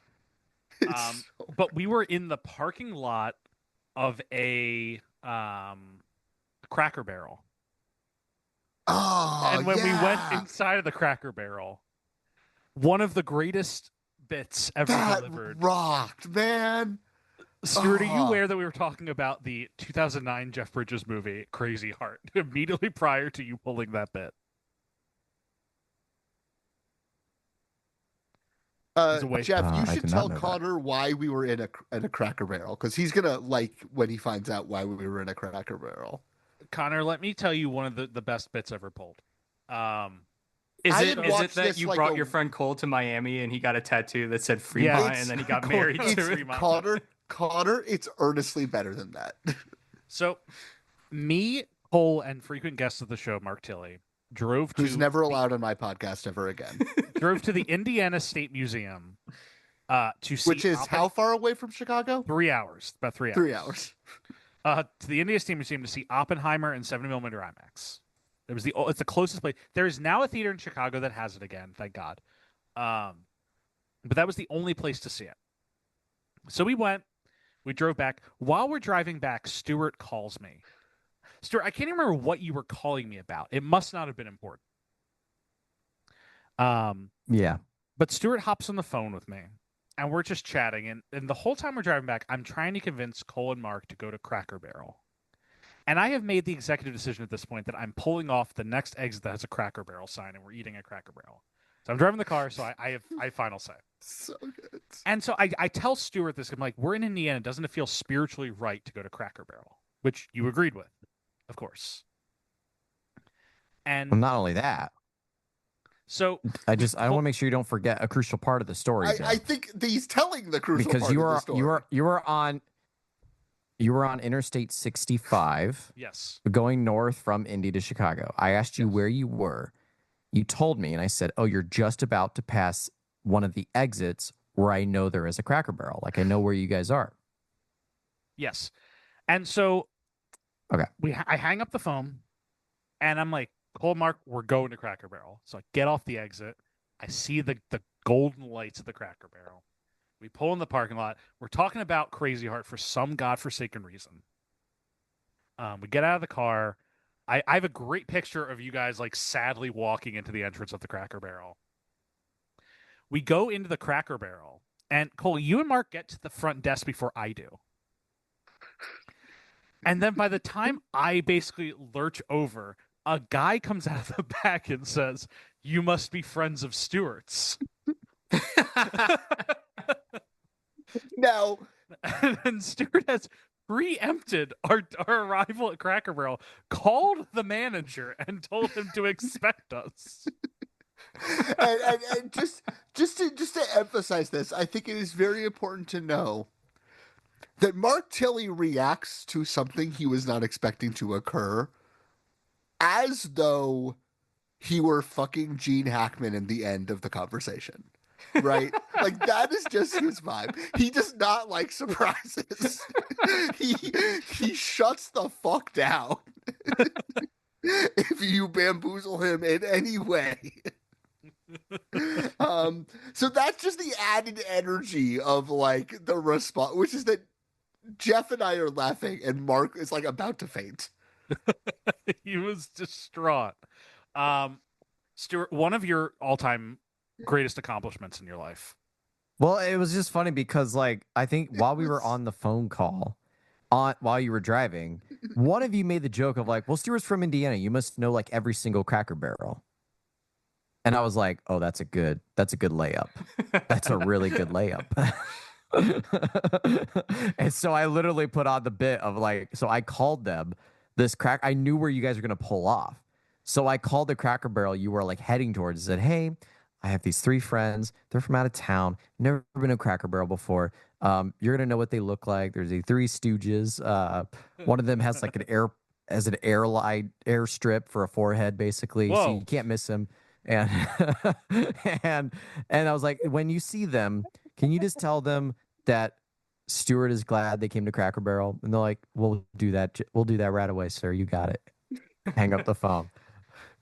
And then I get a glorious text from Jeff. 5 out of 5 stars. Maybe Stuart is the Charlie and Jeff is the Dan. This changes the calculation. Oh fuck. This changes the scoring. Oh This no. is true. The thing is I do agree that I am the Dan because Jeff does stress me out more often. Yeah, I know. Stuart, Yeah. I've never stressed you out. So we're what, 5? No. We're like 15 minutes into this movie. You know, something very important happens in this movie before Rita Wilson breaks her hands, though, Yes. which Go is that Robin Williams follows a child into Oh. a public restroom stall. He does follow a child into a public restroom stall. And then He also puts on brown face before any of this happens. right. Check. I thought we covered it because we talked about Shaq. So he is a tanning emergency. And like, okay, here's my thing about what you guys were saying earlier about Robin being miscast, right? There is an argument to be made that yes, he's miscast. But I think if you're thinking of this movie on those terms, you're kind of not really vibing with the energy of this movie, right? This movie is like a Marx Brothers movie, or yeah, that's a very Buster true. Keaton movie. It is there. The plot and the character are a kind of lazy scaffolding to move us from joke set piece to joke set piece. They don't matter, and in the meat of the bits, to me, it doesn't register that Robin Williams is playing the straight man, because the actual material of it is that you get like 30 seconds of Robin Williams pounding on glass doing shtick, right? And that's what matters in this movie. Robin in the spray tan booth is extremely funny. Yes. It is the moment I was where laughing. it is the moment where you're just like, there's only one thing you follow the scene up with, and I'm like, are they gonna do it? Yes. It's I when just he want to says, clarify "I for feel like everyone- the United Nations." It is very like Marx Brothers ish in that way too. That like Kelly Preston's just like, yeah, I know how to get that off. And they just remove Yes. the spray tan Yes. and just move on to the next. You kind of scene. just turn your brain Yeah. off when it's doing the interstitial stuff. You ignore it. Also, I just want to clarify for anyone who is listening to this and is saying, like, might have the inkling that I am giving this sucker a pass because I saw it when I was young. I just want to be very clear. This was my second time I had seen it. The first time I saw this, I was 29 and already had a master's degree. Okay. I'm coming at this from a serious adult perspective, and that's why I'm comparing it to the Marx Brothers. Now, it is different from the Marx Brothers in that it is funny. I knew you were gonna say that. I knew you were gonna say that. Yeah. Have you ever watched a fucking Marx Brothers movie? There's maybe one good gag in all 60 minutes. No, that's not true. That's not my tempo. I'll just say that. No, but I do like this movie's lack of the lack of stakes, even though like obviously it presents things that carry a lot of dramatic weight. But I think like in practice, the lack of stakes is a very charming element of this movie. Yeah. This movie would just have like the kids walk in and be like, we're going camping. And then there's like 5-10 minutes of good Boy Scout material, right? Like the kid is messaging the CEO of the Japanese company and he's writing Nissan is poop. Sports cars are cool, but I like robots. It's just a series of sketches. Yeah, like staggered together. All of them have their own internal logic. Basically, the only characters who carry over are that Dax Shepard and Luis Guzman show up like twice, right? Like it's all very self-contained. They're in two scenes that are very close together, like a quarter of the way into the movie, and then they show up at the end credits of the movie. Yeah. Oh my god. He straight up does brown face. He does, and like it's like just to be clear, the joke is that an Indian guy comes up to him and starts speaking Hindi, and he has to be like, "I don't speak Hindi," and then he says, "I am from Hoboken." Yeah, he says, "I'm from Hoboken," and then a Mexican woman comes up to him and starts speaking in Spanish, and he responds to her in Spanish, which is, to be clear, a brilliant joke. like the subverting the bit you're already doing is like incredible writing. But just to be clear, we are not making the leap of like, wow, that tan is garish. It looks like he's doing brown face. The movie is saying that directly. It's shocking.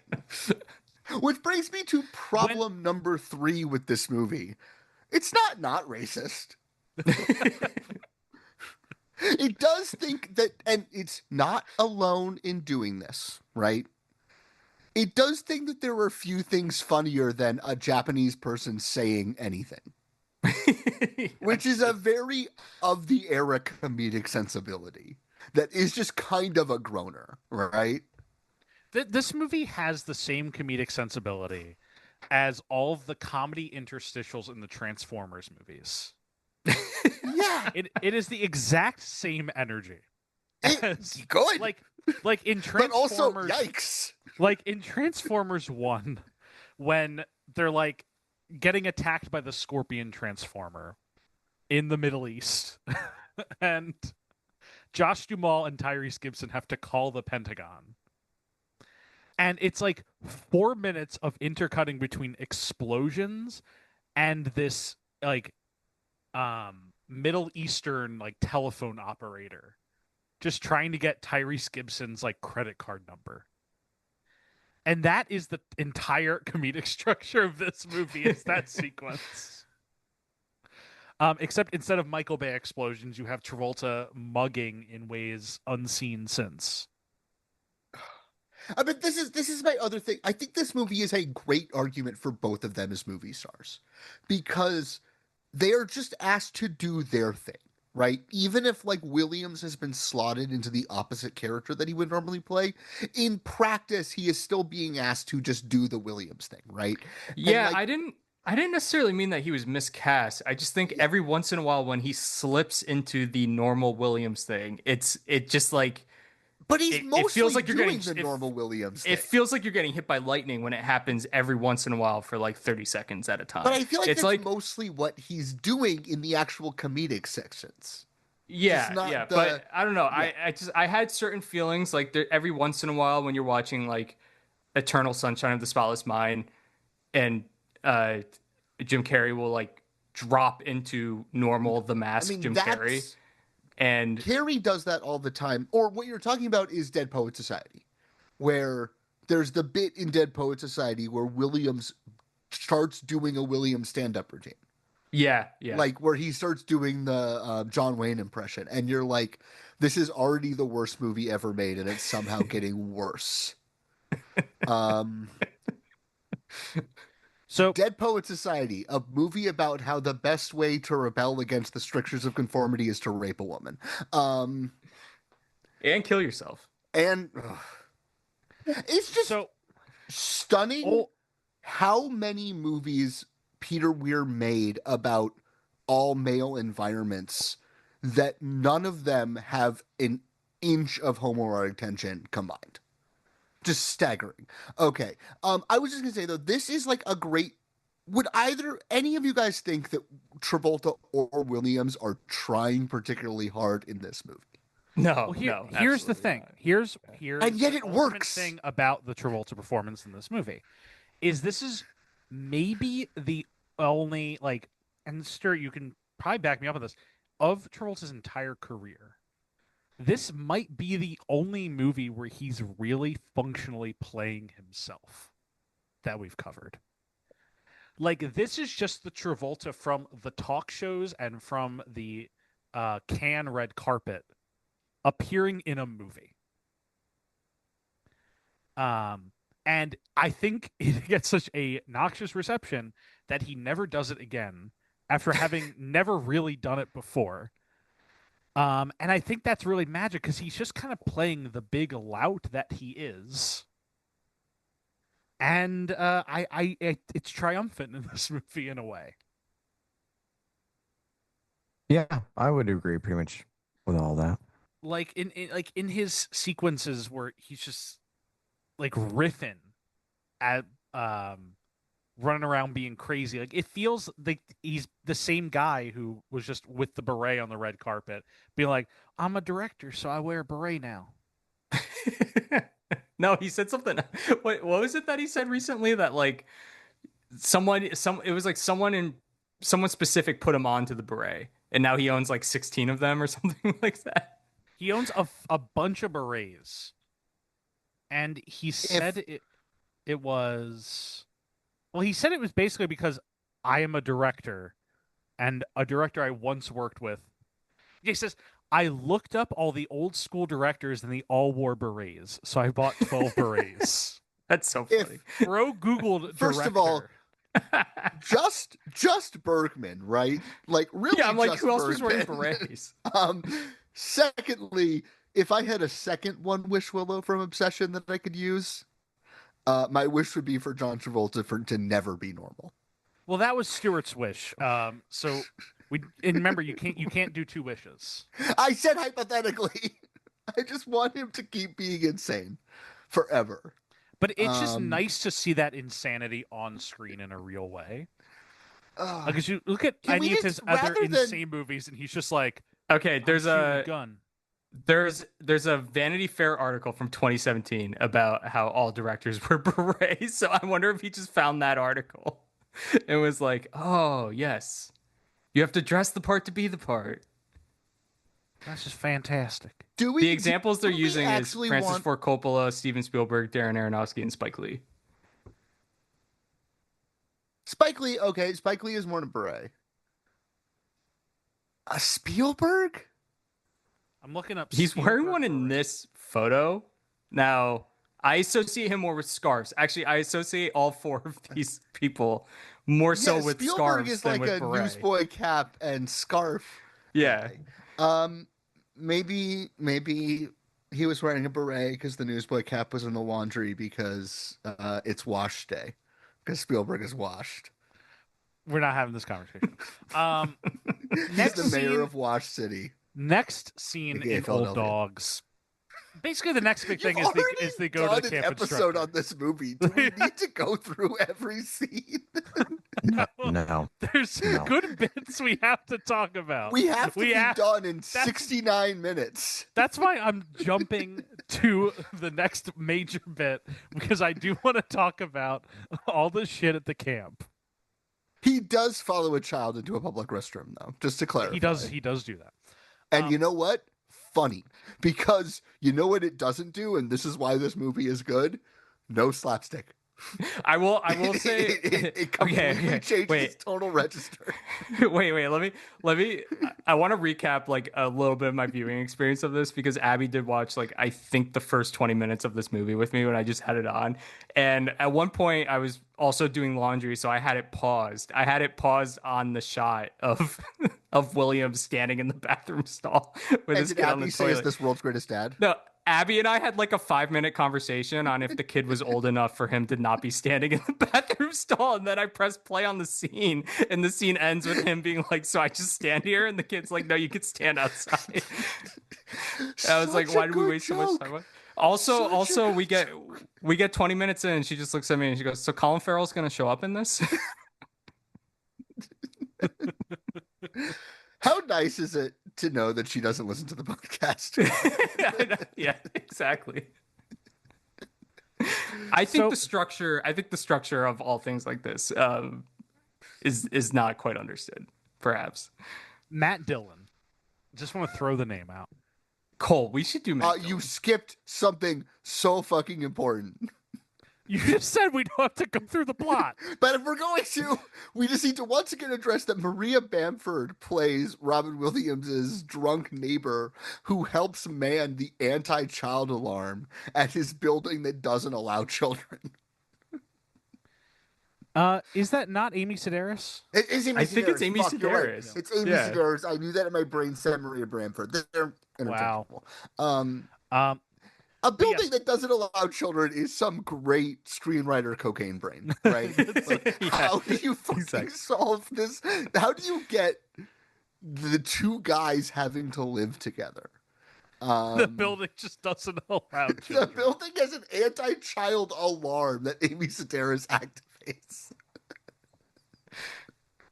And so it's like the Great Escape, the way the spotlights come on. The first time I saw this movie, that happens. The like insanity of like the Great Escape alarm ringing and the lights coming on, and that's when I knew this movie had the goods. So then Matt Dillon shows up. Dax Shepard and Luis Guzman show up.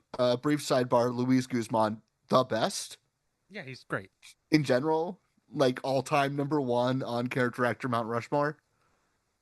I'm not going to argue against that. No way. No argument. Yeah. But the real reason I bring up Matt Dillon is because Academy Award nominee. So that brings the nominee total to 4. Yeah, he's quite funny in this scene.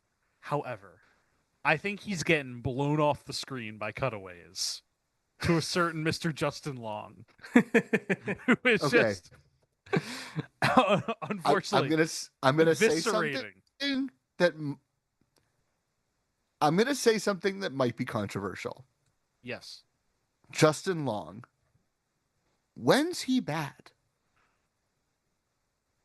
It's another great question. You don't normally hear that about Justin Long, but like earnestly, like. He's always kind of meeting the movie where it needs to be.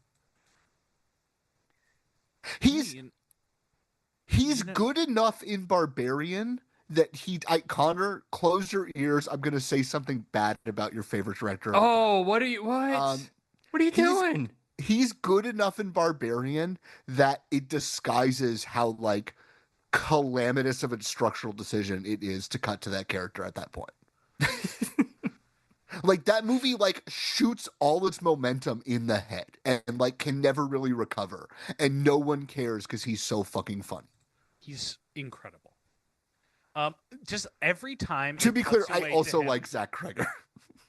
Every time it cuts away to Cole, him, you're dead to me now. Staring at Travolta, yes. I am cracking up because I think his first line is him just grumbling to himself. Looks like that old man that stole my girlfriend. The genius of Travolta's been established in this movie as like a ladies' man. It would be very easy to have him actually have stolen his girlfriend. Yeah. But I like that he can't remember. The movie makes it that he doesn't think he did. I like that it's left ambiguous. that you understand that it's possible that like he doesn't remember doing it, he doesn't think he did it, but I feel like the movie Justin Long is playing it with such fervor that I feel like you have to believe that he did do it. He His has- business is Justin not with Long you, did it. woman. Yeah. He has Well, the I think this is old handlebar woman. mustache, and he just is staring with such intensity at Travolta. It's incredible. What's even the punchline to that bit? Because the punchline to the scene is Williams destroying the tomb. Yes. But what's even the punchline to the? I can't even remember. I There watched this isn't- 4 there hours. isn't one. There There isn't They a just punchline. play- It's just weird. It's just that just a they're weird. they're playing ultimate frisbee, and then Justin Long wants to play like MMA rules ultimate Yes. frisbee. Yeah. Yes. This. I know people have made this comparison to Becker before because Becker has invited the comparison directly. This movie does earnestly, as much as it operates on like an old school vaudeville roots comedy energy, it also does kind of have a John Waters structural rhythm to it. Where it's Yeah, I like mean, that's people his can guy. just kind of flirt in and flirt out and have kind of abrasive energy and not need to like fit into the whole project. Well, that's how you get a film like this. That's like you have a scene with Matt Dillon and Justin Long, and then Bernie Mac shows up If this as is just Jimmy a movie Lunchbox, made also by- known as Jimmy Mac. If this was just a Disney family comedy made by an anonymous like studio hack director, it's like maybe occasionally funny but mostly boring. Instead, you have a guy who actually like has a vision of the world that is perhaps incompatible with the tone this movie they want this movie to have. And that's how you get something that is magical like this. To be clear, Walt Becker's next movie is Alvin and the Chipmunks 4. Alvin and the Chipmunks 4. I have not seen Alvin and the Chipmunks 4. I have, however, seen one scene in Alvin and the Chipmunks 4, which is when John Waters shows up playing himself and they make a joke about Divine eating dog shit at the end of Pink Flamingos. Yes. Right? Like, and that is, to be clear, in an Alvin and the Chipmunks movie. That is kind of the sensibility of Walt Becker, to the best I understand it. And I think that is there in a lot of this movie, a la Robin Williams following a child into a public restroom, or They the funniest thing. they put bear scat on their eyes as eye black, and then they That's- don't yeah, take it then off. They rub shit on their face, and then it's They just don't awesome take it next off. scene. They don't. Yeah. Do we just want to say what we think is the funniest thing in this movie? Yeah, we should all say the funniest thing. Who wants to go first? Oh, I need to think on it more. I don't know. What's yours, Cole? The cut to the rictus grin on Travolta's face should be in the Oscar montage every year. It's the movie has teed it up, right? The movie has so obviously set up what's going to happen, which is that he's having a facial spasm and is going to be laughing at the sad story. And you think you know what it Cole is. Bradley's safe. And then it just cuts to the most garish, nightmarish CGI monstrosity fucking Momo face. Do you guys remember Momo? Oh, I remember. Was that what it was called? The bird statue that would make you kill yourself? Like, that's what he looks like in this movie. It's so beautiful to me. That's the funniest thing in this movie. Connor. It's another thing that I'm like, was it written for Nicholson to do the Joker face again? You know what? Is that the original? You know, man, I don't know. I need to, well, guys. We got to go through all the scenes. I can't remember what happens in this movie. The thing is, Cole, you kind of that was what I was gonna say, But it's because true. that is the funniest thing in this movie. And you know what? I've seen it. I've seen it several times, and every time it hits like it's the first time. You know, It is simply triumphant. Stuart, what is It your is- favorite? It's very silly. It's very silly. It's maybe the dumbest joke that this movie makes. but What is my just seeing favorite? the message pop up on screen in the Japanese executive board room that just says Nissan is poop. Just got maybe the hardest laugh out of the whole thing because I just didn't see it coming. Stuart, what's the funniest joke in this movie? I mean, joke or scene, like Joke. I want like a specific joke. Oh, a specific joke. You're putting me on the spot here. It's just been nice listening to you guys talk. I'll be. So here's the thing. What made me laugh the most? You can say the brown face. No. It's not the brown face. And I do have a specific line here, but I do have to describe a scene in order to get to it. But it's the scene when John Travolta has the munchies, and he starts eating the pie, and I have to remember the name of the woman who died. It's like something ridiculous. I think it's Janice. It's like rhubarb pie. It's like, yeah, and we have everyone brought their meals here. And he's like digging into this rhubarb pie.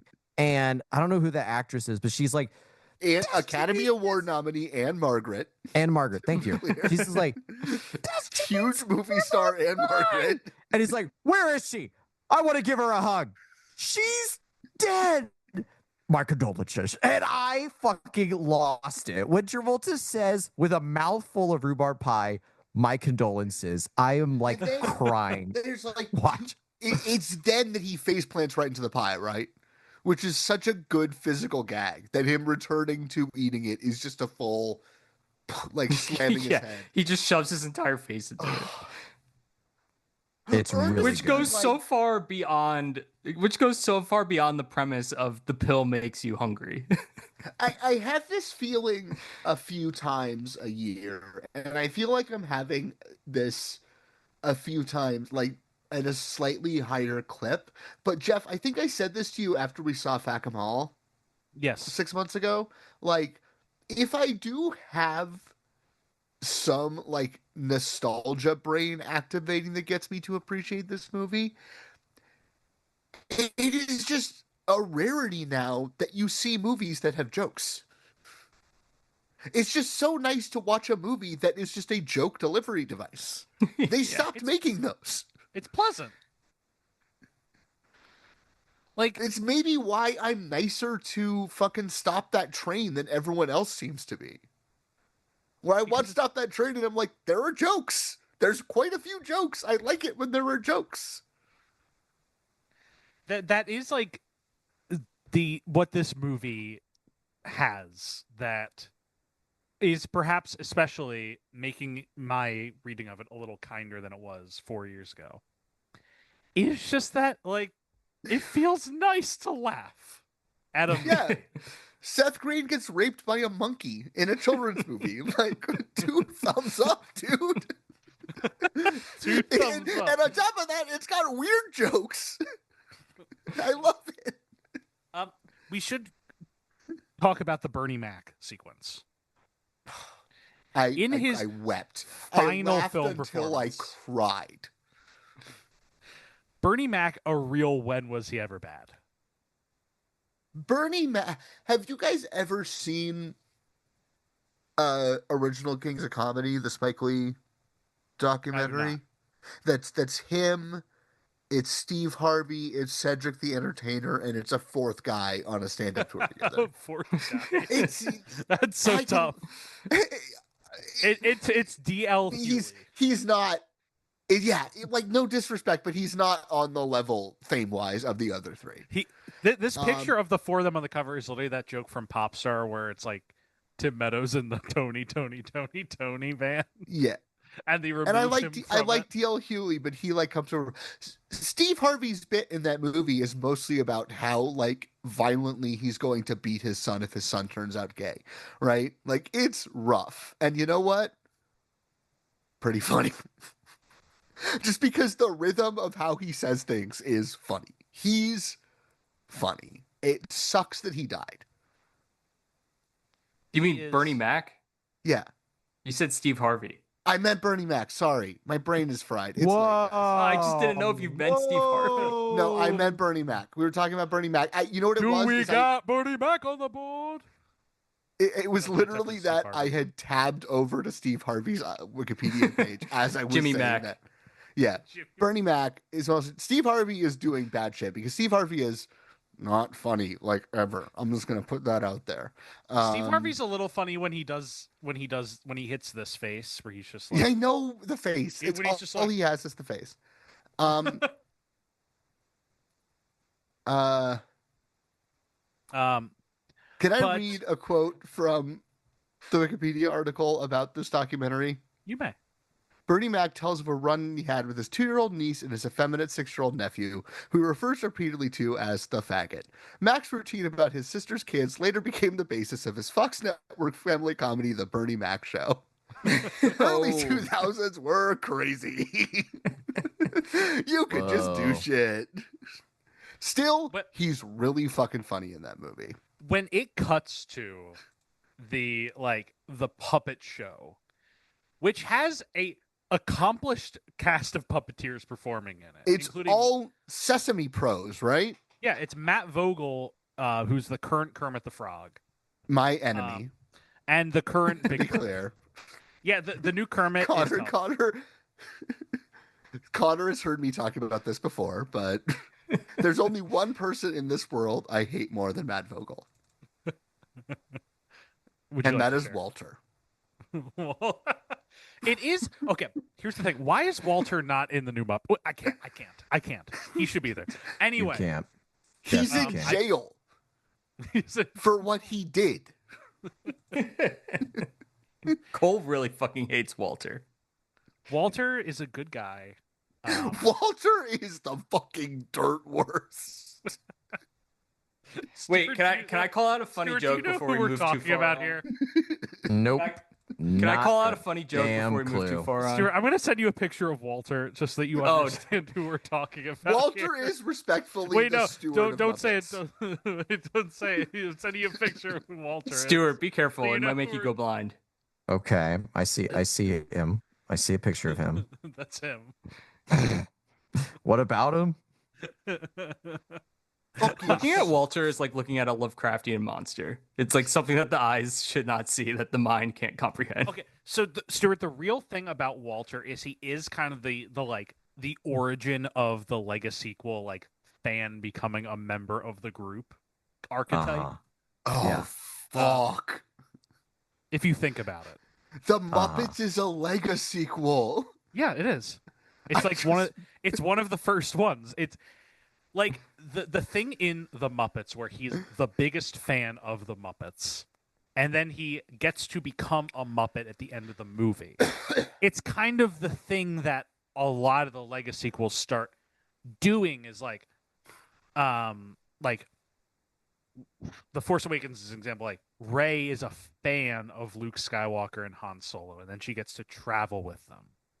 That's like not the best okay. example, but it's kind of the archetype. He kind of starts the archetype, and it's just this There's- little puppet guy. Distinction, though, which is that Rey is cool as shit. Yeah, Rey is cool. Rey is cool. Are we all in agreement that Rey is cool? Yeah, Ray Rey's is great. cool. I don't like Ray. Fuck off. I don't like Ray. I don't like those movies. Rye. Get I her just- out of here. I just can't believe they pulled the plug on a Steven Soderbergh Star Wars movie. Yeah, I know. It's very fucked up. Wait. Hold on. I have to say something that I laughed at in this movie before we never have the opportunity to ever talk about it again. When they're at the restaurant and they join the the senior citizens club at the presumably the Cracker Barrel that they're having lunch at. That's not the joke that got me. The joke that got me is like Travolta's talking to the waitress and the camera steps back and his pants, it looks like he's pissed himself so badly. And I don't think you see, like, it's never, they never established that like a glass of water they has do, been. they do, No, they a glass do. of water they does do? get spilled. Oh yeah. Oh, okay. It's a I whole bit of I somehow business. missed that. Like I wasn't watching or something when the glass of water got spilled on him. So But it is, like, I an legitimately obscene amount of water. It was like the situation with Justin Long where I was like, I can't tell if he actually did piss himself or not. He's just claiming that a glass of water got spilled on. But you know that supposedly that's just my watching experience. Problem number 4 with this movie. They're just too young for the grandparent jokes. That's Yeah, they what don't I'm look like saying. Yeah. They're just like first of all, they're straight up like not senior citizens in this movie, even if Robin looks a little more like long in the tooth than Travolta. But like they don't look old enough that that joke works, and that joke comes up too many times in the movie. Whereas if it's Jack, I don't know, man. I'm laughing. I think that's pretty good. Ah, I'm just saying. The But culmination. they're old dogs. We should get him out of retirement for Old Dogs too. They should make an Old Dogs 2. Jack should play the Robin role in it, but like the same No, character. Jack plays Robin's brother. Joy. No, they should do it like City Slickers 2. Where it's like his cousin, I think. Isn't that the bit? Have you guys ever seen Beer Fest? Yeah. It's the opposite. They can't do that joke. You can't do that joke when the actor has passed away. Connor, you can only do that joke when the actor is alive. Can I just propose to you right now, though, that is the single funniest joke of all time? It is. I love when he's just like, I feel like I've known you guys forever. They just. Have you guys seen it, Jeff and Stuart? Have you seen Beer Fest? I have not. I have Oh, no. okay. I kind of want to explain the joke, Yeah, but do you I want to also kind explain of it? just like, you guys should just go see Beer Fest so you can witness the single funniest thing to ever happen in a movie ever. Connor, are you gonna go see Super Troopers 3? How are we feeling about Super Troopers 3? I saw the trailer and I like laughed. Yeah, I don't know. I mean, I'll They see got anything Brian if I have the Cox time. back. Yeah. Stuart and I I don't know the first AD of the Super Troopers movies. Stuart knows him a little better than I do. We do. Yeah, it's a guy you've worked with many times. Oh, I'll And take your word for it. I was talking with him about it at a DGA meeting. Oh, okay. I know who it is now. Yeah. And he was just I like, didn't realize you talked to him about it at the DGA meeting. yeah, and he was like, funniest fucking set I've ever been on. It's gonna blow the first 2 out of the water. So I'm earnestly shocked they made it, given that, all due respect, Super Troopers 2 made negative $3.50. Like, I mean, good for these guys. you have to take the wins Super when they Troopers- come. Super Troopers is a perfect movie as far as I'm concerned. But it's not as perfect as Beer Fest. Super Troopers is better than Beer Fest. Beer Fest just has the single funniest joke in any movie ever. Guys, I promise you, I'm not overselling it. He's not overselling it. It's so good. But anyways, they can't do that. They can't do that in Old Dogs 2. They can't. But do they the funniest should. joke of all time, They but should can make Old Dogs basically 2, do- and Jack Nicholson should come out of retirement to play Robin Williams' brother or something.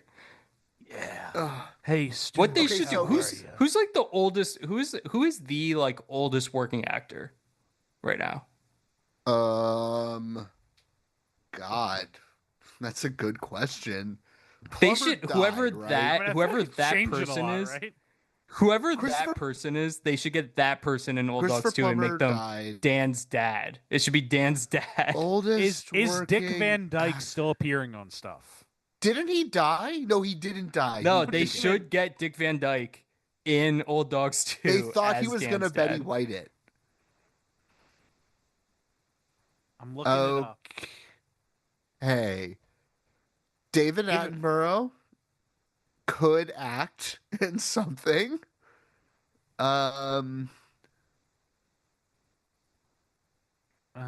Ava Marie Saint? She's retired. We've retired? talked about this. Yeah. She had sex with Colin Farrell and then called it a day. Dick Van Dyke. To be clear, off screen. This is my theory. Connor agrees with me. Okay, Dick Van Dyke I also think that she had Is- sex with Colin Farrell. actively appearing You on stuff do? as of 2 years ago. Yeah, but I think he had a health scare. No, Cole, remember those interviews we read and they were like, what's your favorite Yeah, part I of the movie? know, And she was Connor. like, I'm not joking.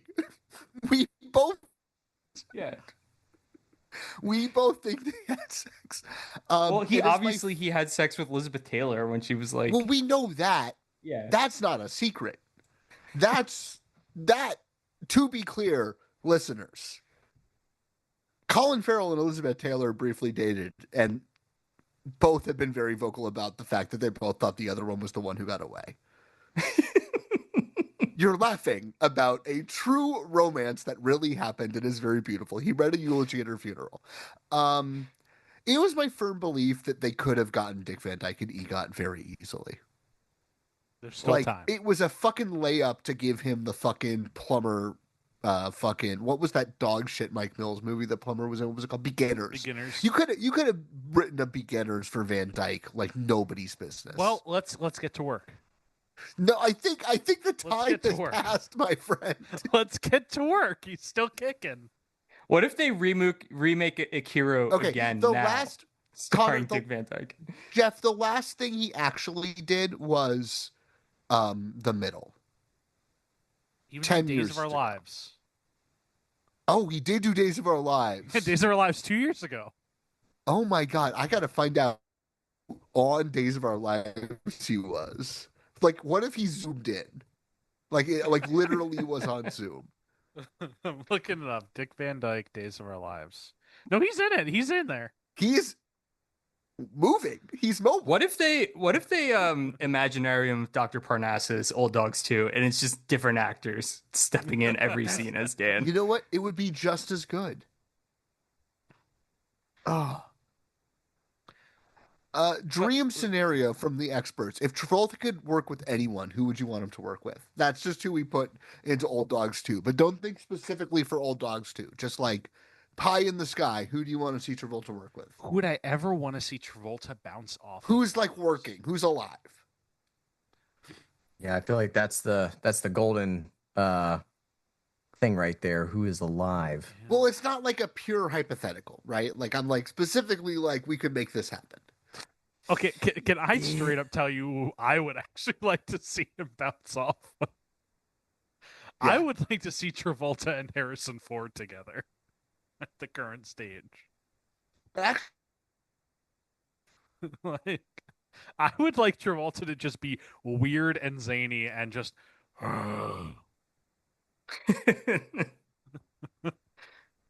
Get away from me before I'm going to turn into a Red Hulk. See, for me, it's like I want him. Because are we talking actor? Well, I might have Actor. misheard part. We're talking actor, not like director. Okay, actor. Who do I want to see like Travolta like in hypothetically like a two-hander with? Harrison Ford is a.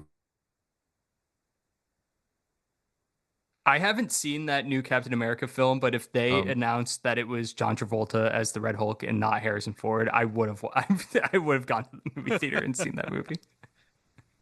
John Travolta should play a supervillain. John Travolta, if they announced that John Travolta was a major figure in any of the recent Marvel movies, there's immediately like a 300% better chance that I'm going to see the movie. John Travolta should be Doctor Doom. He should just any of them. Just any of them. I kind of want to say Brendan Fraser just to piss Cole Bradley off. But he's out of the Zoom. He got kicked out by the internet. Did he Oh, get did kicked he out of really? the zoo? Yeah, he's not in Oh, here. he did. Cole. Cool. I'd say like the taste that we got with Fraser and Travolta in The Poison Rose. There was some like, dare I say it, a little bit of chutzpah to it, you know? Like, I don't know. What, you want me to lie and say like I didn't think he was good? They were good together? I thought they were I guess pretty the question is, other than like a Harrison Ford, is there anybody that's career has kind of spanned the same amount of time that Travolta's had? And they haven't been on screen Oh. together. I mean, he hasn't shared the screen with a lot of people. That's the thing. Yeah, there's like an So, endless list to choose yeah. from. I'll throw out a heater, and like I Say it. think there is there is a sequel to The Birdcage where Travolta plays the Robin Williams role and Nathan Lane plays the Nathan Lane role. That's a good one. That's a good The pick. okay, but the juice behind it though is because I don't think has Travolta ever played gay. No. Very Very He notoriously. you no. guys tell me. You guys are the Travolta He's experts. Very crossed- notoriously, he has not. Well, that's what I'm saying, very, right? very Like, famously, he dropped out of American Gigolo because of that reason, Yeah. right? Because of that one Right. scene. like Yeah. I just feel like the way I view him, it's like he dressed in Hairspray. Hairspray, but that is very different. And dare I say, probably one of the best role he had done. The last best role he had ever done in his career was that role. But yeah, I kind of want to see John Travolta like play the more straight-laced gay man in a gay relationship across Nathan Lane, because I kind of think it would be really good. No, Travolta embracing his more flamboyant side would be good. And it's kind of what he's doing in this movie and in this recent press tour. I would just like to see it on screen more. Yeah. You mean the film that he directed Yeah. recently? like- Is that what you're saying? That he's kind of embraced it more? In the press for it. Like, you watch Yeah. anything he's doing. He posted some like behind the scenes from it.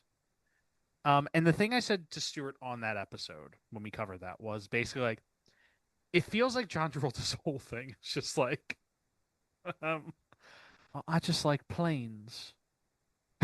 So Yeah. the exact quote I think that I used that you threw back at me recently was I like plane. I make movie about a plane. I shall direct movie about a plane, and I'm in the movie about a plane. It's good. Yeah. like you watch these behind the scenes clips, and it's just like him sitting behind the monitor, and he has the earbuds on, and he's just like, plane's taking off. Yeah, it's great. It's just and so it's nice seeing him be a little wackier. And I wish he would do another movie where he could embrace that. I mean, who knows? That's And I Amore think, like, might be it. That's more might be it. But that's why I kind of also think like if you get him playing like I like a big pizza pie, that's amore. I kind of think like if you get him to play sort of like seems to shine like you've I'll had wait, too I'll just much wait. wine, that's amore. That's amore. Bells will ring, ding-a-ling. Okay, you can go. Okay, thank you. That was good. When the moon hits your eye like a big You can go. I'm done. So, Jeff, I will I end didn't this do it. call. I We didn't are do 2 it. hours. I We are didn't 2 do it. hours. I didn't right. do it. I think if he's playing like the straight lace gay against Nathan Lane, I would genuinely like to see that movie. I think that actually sounds like a good movie to me personally. So yeah, John Travolta, Nathan Lane, give that to me. I'll watch it. I'll definitely watch that. I'll watch the shit out of that. Yeah. All right. What else do we got to talk about? I think because we did cover this movie before. Cole made good points. So don't tell me like fastidious about the plot. I mean, they go to Tokyo. They meet with the guys. They come back, and there's the whole. Well, first Seth Green just goes on like a bender or Seth something Green at a just karaoke disappeared. club. What I like is that Seth Green disappears going on a bender, and then just rejoins the group. Yeah, and they yell at him, "You're on probation. Like these are your bosses, and you ruined their $47 million business deal." And he just like comes with them to the Burlington Zoo in Vermont. Yeah. which they can't get into because it's closed. Yeah, that part also just I don't understand at all. DeRay Yeah, we're not Davis, letting any like, more people in, but there are locking people it down. inside of there and they can leave whenever they want, but we're not letting new people in. It's so dumb. But it's just. But and so Robin uses the jetpack. Well, no, first they sneak over the fence. They wind up in the gorilla enclosure, where Seth Green gets attacked by the gorilla, who tries to have sexual relations with him. It's very funny. Explicitly. There's like a uh what's the like genre name for like I guess just the just like a public performance comedy film, like kind of like Borat style, where most of the people being interacted with don't realize that they're participating in like somewhat scripted comedy. There's a film with Eric Andre and Hannibal Buress uh, and Tiffany Haddish that came out like 5 maybe 6 years ago, and they like it's this scene, but they go up to the nth degree where Eric Andre is getting raped by the gorilla in the gorilla exhibit, but then it's just the camera's just following regular people who are at the zoo who like happen by seeing it happen. Is this Bad Trip? Yeah. It's pretty crazy. It's one of the crazier things I've ever seen in a film. Like, what if it just cuts to, like you just spontaneously cut to like Seth Green getting Jeff, like, let Cole back in. I just let him in. He's getting annihilated by the gorilla, and it just cuts to like a real person in the crowd watching. I mean, that's essentially what's happening. And sometimes I try to find the clip online so I could prove to people that it's real, and it's like it doesn't exist anywhere. I think you just have to find the film, which is probably on Netflix. I don't know, but I will watch it. I think having seen that, I was like, wait, are we gonna get to a point where the gorilla's actually having sex with Seth? With Seth Robin Green? Williams flying in on the jetpack is really where like the movie fully leans into the like family friendly like dad saves the day thing, which is the least compelling part of the movie. But it does save it with the like credit sequence of Travolta with the pills again. Yeah. I actually, fifth thing wrong with this movie. I've been percolating on this. I have to add a fifth thing. You wouldn't give a baby a seasickness pill, right? You would in the sick. So the baby wouldn't have the right to discriminate. My good friend Charlie would. The baby should have a straight face, and everyone else is well, unfortunately, Charlie Reed is a member of the Maha movement and believes that you got to start him on the supplements early. Do you know what's I have a question. I have a question about the credit sequence. There's a moment where a woman comes out of nowhere and screams at Seth Green, and I'm like, is it Rita Wilson? It didn't look like Rita Wilson to me, but the credit sequence only takes up like a quarter of the screen. Do you guys know what I'm talking about? No. Like I was like, wait, who is this woman that just yelled at Seth Green that's on the boat? But they treat her in the credit sequence, she's being treated like she's a main character of the film. I mean, I would maybe suggest that the shooting script of this movie does not resemble the finished cut in all that. Whoa. And there goes Whoa. Cole. That was a crazy noise he just made. This has been every recording of our podcast since Cole moved back to Brooklyn, essentially. Brooklyn. Yeah. Damn. But I was like the last time Cole, maybe not the last time. It was either the last time or the second last time that Cole and I recorded. I was incredibly sleep deprived and I did not record the episode. I mean, it's the only time it's ever happened, but it did happen the last time. That's so Jeff cool. has definitely like brought me to that state like a couple of times before. Connor, you do not have to feel bad. It was we were both, Cole and I were both like really grasping for straws there. Him with the academic program that he's doing, and I was just finishing up a job where I was almost exclusively working overnights from January until about a couple weeks ago. So it was we were trying to record on the weekends, and it was just like I would be like, "What movie? What did we watch again?" And I like literally watched it earlier that day. Stuart Are we and I talking ran about into that. Colin Farrell? It's like, oh, we're talking about Saoirse Ronan. Stuart and I ran into that when we recorded over an overnight movie we did last summer. We only had to record once during the thing, but that was a pretty dire recording session from what I remember. Oh, Connor, speaking of Colin Farrell, did you notice how this movie ends? How this movie ends? In a Colin Farrell sense? No. Yeah. It ends What- with Pete Townsend's "Let My Love Open the Door." Oh yeah. So, yes, Connor, yes, yeah. I do have to ask you this question, not to import a bit from our podcast into this podcast, but I do have to ask you, Connor, is A Big, Bold, Beautiful Journey maybe good?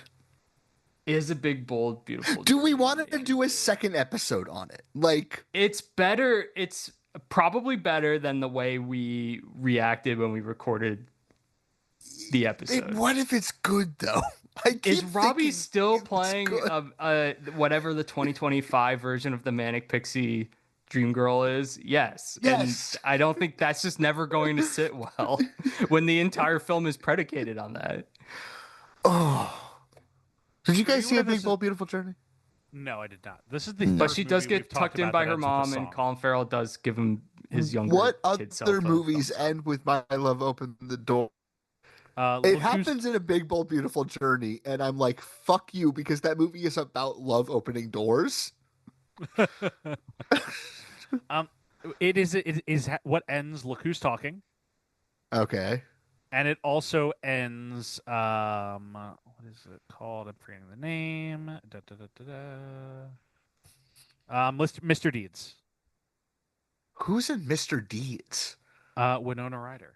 Oh, it's rough for Winona Ryder. That's just... I like when that Lifehouse song It just- plays It is in the movie middle that- of this movie. It is the movie that comes out immediately before, or immediately right after. I'd have to look back. The shoplifting incident. No. I All am right. fine Gentlemen, with Sandler.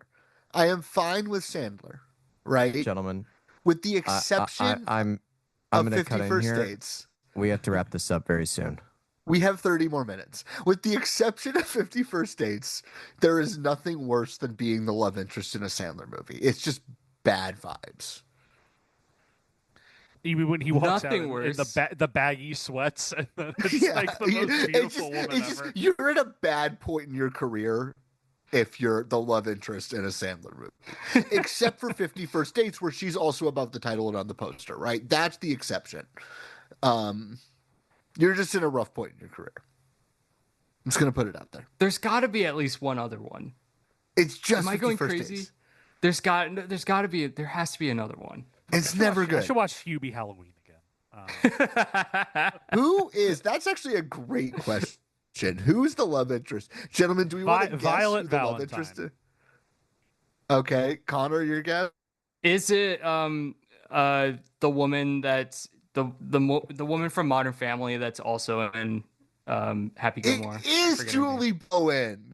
Oh Good man, pull. 8 points for Connor. Good Fuck. pull. I really want to watch Hubie Halloween. Why do I want to? Do you that? know? I've Do seen. you Hubie know Halloween. who's in Hubie Halloween? Yeah. Everybody Do you that's ever know been in Ju- an Adam Sandler movie. June you know- Squibb with an Academy Award winning Are performance. you gonna say Shaquille O'Neal? Is that what Do you're you going know with, who Cole? plays DJ Aurora, a radio host with a feminine voice in Hubie Halloween? Because Connor Shaquille got it. O'Neal. It is Shaquille O'Neal. Ray Liotta, pretty good in Hubie Halloween. Okay, to wrap up Old Dogs. We're only halfway through the plot. Cole, you missed it when you were kicked out. We actually wrapped up the rest of the plot. Are there any other jokes? Seth Green getting hit in the nuts. The Seth Green karaoke stuff is like, guys, you couldn't like think of something slightly cleaner to get him out of this movie. But that's what's it's so good that it's so the bizarre. range. That's a very unexpected reveal where they're like, yeah, he never showed up. He left a He's a voicemail and there was techno karaoke music playing in the background. This movie ahead of its time. Ahead of its time. What's Seth Green up to, man? Has Seth Green? I think after Mass Effect 3 came out, Seth Green actually like no clipped out of existence. Well, no, because as I we think that was kind discussed of the on end our of it. they're still doing Robot Chicken. Oh yeah, they are still doing Robot Chicken. That's right. That's And he his voiced- show, He voiced Howard the Duck in Guardians of the Galaxy, which was all wrong, by the way. I said this when it came out. I'll say it again. Howard the Duck should sound like Danny DeVito. yeah, that's this whole vibe. Like that's the sensibility. Was Seth Green's doing the Connors right now. So Seth Green going to be in the Buffy reboot that got shit canned? Thank Christ.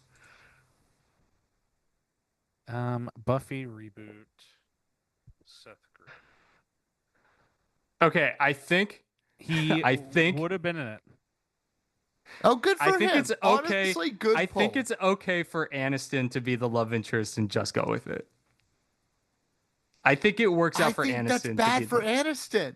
You think so? I think that's bad for Aniston, man. Do you remember who the heel woman is and just go with it? I do, and it's also very should not be in that. It's pretty crazy. So- it's pretty Okay, crazy I'm that seeing- Adam Sandler made a movie I'm with. seeing that Seth Green was wanted to be in the Buffy Okay, yeah, reboot. I read into that now. He ended up. did maybe he didn't get cast in it, which I would have been surprised if he had done it, but I also feel like he would have like brute forced his way into it.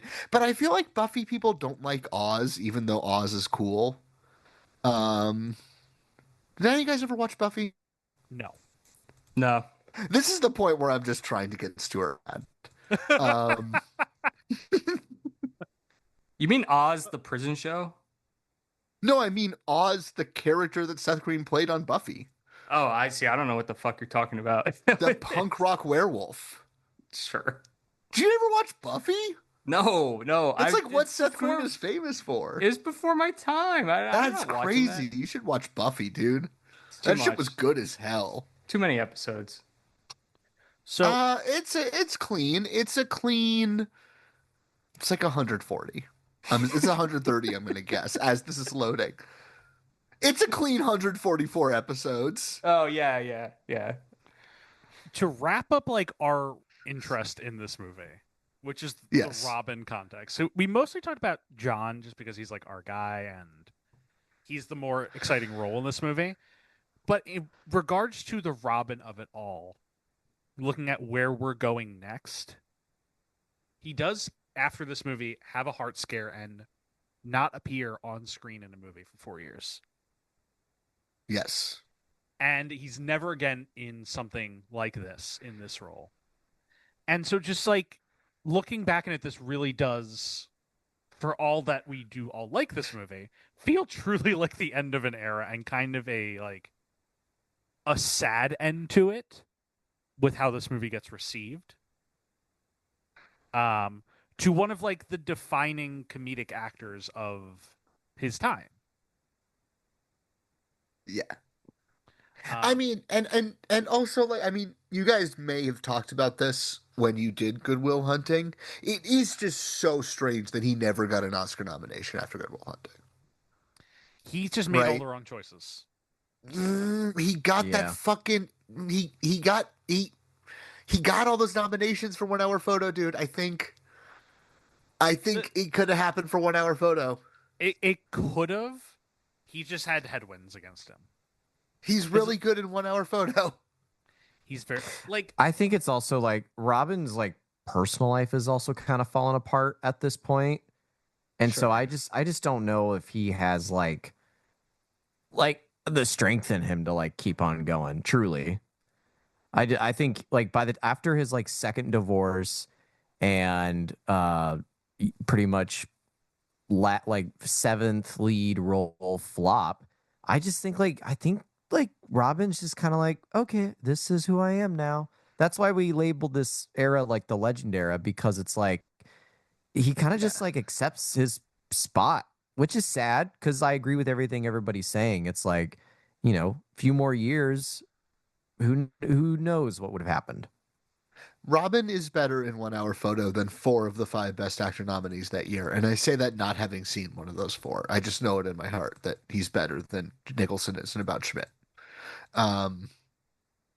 You could have gotten him in there. Come on.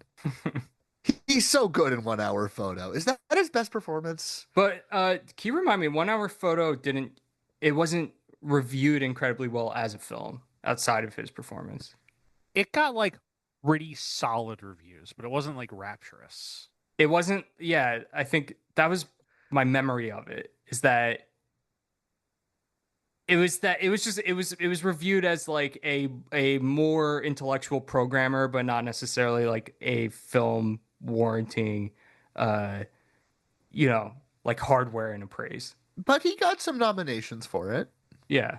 It opened at Sundance, right? It was released by a specialty label. Like, it wasn't That movie came out in programmed. 2002, and imagine explaining the concept of a 1 hour photo lab to anybody born after 2002.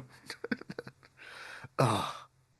You know what rocks in that movie is when he says Neon Genesis Evangelion.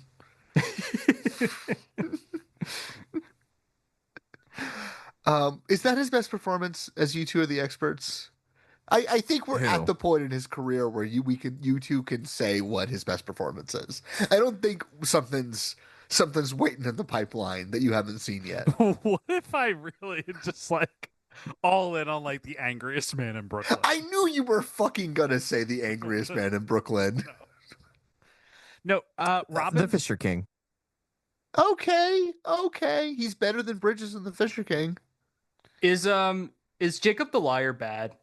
Oh, Jacob the Liar is really bad. It is. I've never seen it, but I wrote a paper on the German one when I was in undergrad. A war crime, Jeff? Are those the words that we use? It's kind of like Isn't it? It's one of the more ill-conceived like performances I've witnessed on this show. What's like the short, again, me having not seen it, what, like, if you could tell me in one sentence why it's bad. So it's like, imagine Robin Williams, the comedian, and he's doing bits. I'm laughing already. He's doing bits.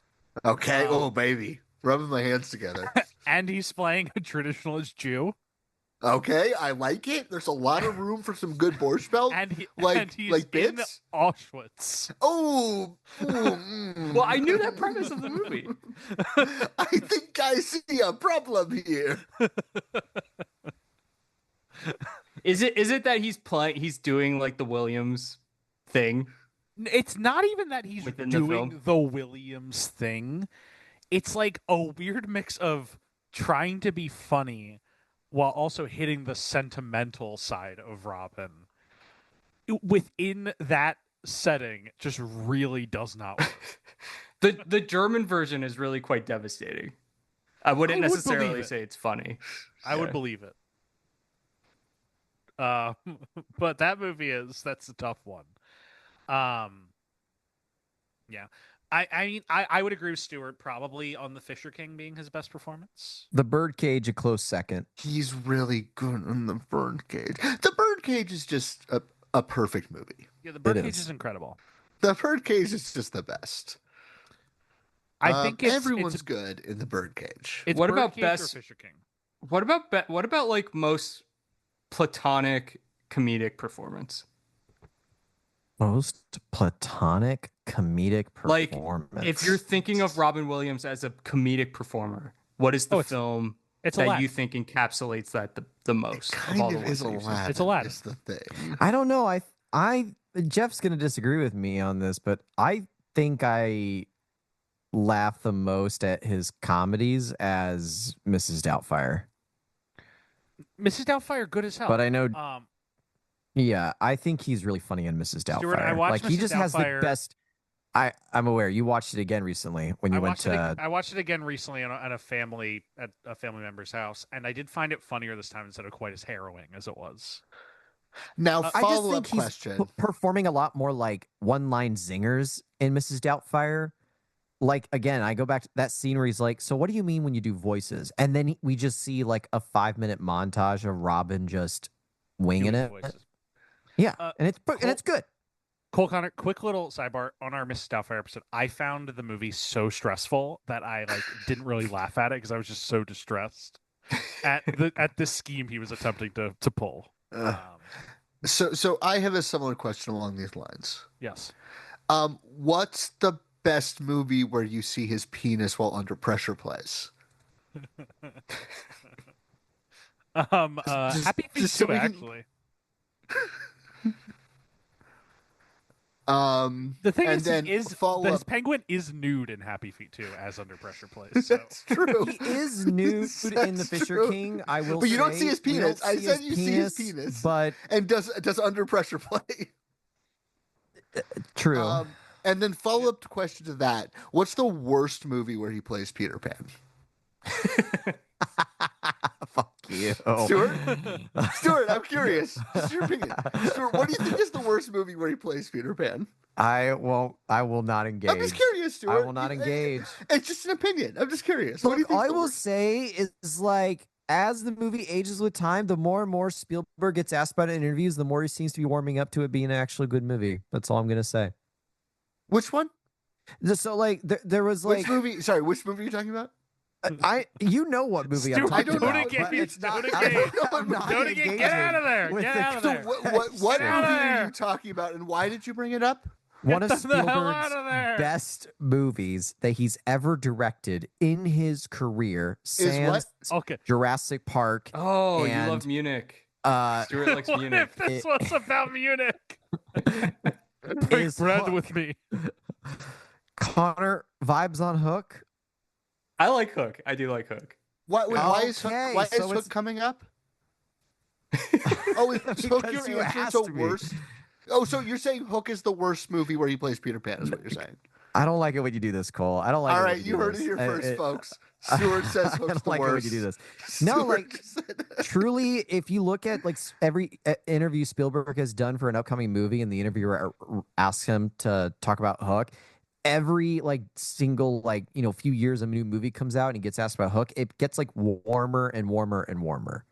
But I was thinking about Hook a lot when watching this film because Hook is about a guy that's too much of a businessman to think about his kids. That's true. Only Hook does So it I better. was thinking about Hook quite a lot while watching Okay, Old Dogs. okay, let's calm down, Stuart. Cole, what Stuart- would you say is the best Steven Spielberg movie where Robin Williams flies? Probably the AI. finest- Yeah, probably AI because he does. Does Robin float in Williams it. fly in AI? Because I think that's a holographic projection. But Yeah, Yeah. it's floating. It's floating.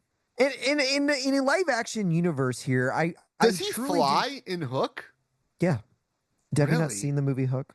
I've You- seen you it guys- twice. You guys might not be aware, but Robin Williams plays the bicycle in E.T.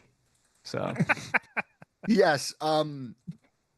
He also uncredited, of course. he's also flying all the planes that land in the background of the terminal. He just I wanted. thought you were gonna say always. Uh, I thought you were gonna say always. Connor, any final thoughts on Old Dogs? I'd never seen it before. Connor, you need to How do vamp for you- 20 minutes. Is it better? Is it better or worse than Wild Hogs? Worse than Wild Hogs. To be clear, listeners, Connor thought we were doing Wild Hogs until like I 3 fully days thought we were ago. doing Wild Hogs. That's amazing. Wild Hogs a better movie. Old Hogs. Old Dogs Hogs. better than Wild Hogs, I think. No, I mean, I think Jeff, they- come they- on. The I think bull they riding threw- contest. But Leota is good. Ray Leota's like genuinely Liotta? good, right? In Wild Hogs. He's But here- genuinely good. He's generally In good. Wild But Hogs. here's the thing about Old Dogs is there is that sequence where Travolta has the Joker face, and it is unfortunately funnier than most other movies I've seen. Like, do we not just Marissa think that Disney... Tomei. Well, Come on. Kevin Durand. We love Marissa Tomei, don't we? Kevin Durand. Kevin Durand in Wild Hogs. What did I just see Kevin Durand in where I was like, oh, you're kind of bad in this movie? John C. McGinley. Like, to be clear, 80% of the love movies Kevin Durand is in. No, he's always good. Oh, right. He's like That's bad not in Ready true. or Not too. He's like I've seen some bad Kevin Durand movies. Name a bad Kevin Durand movie, my friend. I watched Blob this movie and called X-Men Bigger Origins. that's about I forget his name, but the guy that created the Mr. Olympia this is competition. Your problem with Kevin Durand with is in it. Jeff. Do not look this movie up, Jeff. I want you to guess who directed the bodybuilder biopic starring Tyler Hoechlin. It's not a TV bodybuilder. Superman. It's not a bodybuilder. It's not a biopic about a bodybuilder. It's a biopic about the guy that created Muscle Magazine. Oh, Yeah. Jeff, I want you to guess who directed this movie. Who directed this movie? Brett Ratner. Better. Better? Yeah. Bryan Singer? Buddy, dream bigger. It's George Gallo. Oh. I would never have guessed. I know. You Jeff, might have. Final thoughts on Old Dogs. I said it at the start. I'm going to say it again. Old Dog's good. I was a coward 4 years ago. I'm no longer a coward now. Thank you. Cole, final thoughts on Old Dogs. It's just if every Thank movie you, was everybody, this good. so much for listening. Wait, can I to this plug something? episode. Do we not get to plug we it? appreciate Plug it. everything. Plug it I quick. have something to You plug. gotta We plug it appreciate before he everybody in stops the talking. audience. I have to plug something. Stuart, I have to plug You have to something. plug it before he stops talking. Stuart, can I plug something real quick? It's really important. Plug away. I would just like to plug that Dave Bautista should have played Eisenhower in the film Pressure. Thank you all so It much would for have been listening so to this much week's better. episode on Old Dogs for Bob and for Robin. Did we really talk about the movie? Debatable. But we thank you all for listening nonetheless. Yes, we as did. Always, This was special focused. thanks for the graphic design by Rebecca and the music by Michael Van Morgan Smith. If you like this episode, please remember to rate, review, comment, like, subscribe, whatever platform you're listening on. Thank you so much for listening this week on Old Dogs. Again, join us next week Arf, arf. for Happy Feet 2. We'll Tap, see you next tap. week for that one. A somewhat Bye. contentious episode. That movie stinks. Hey, I'm happy.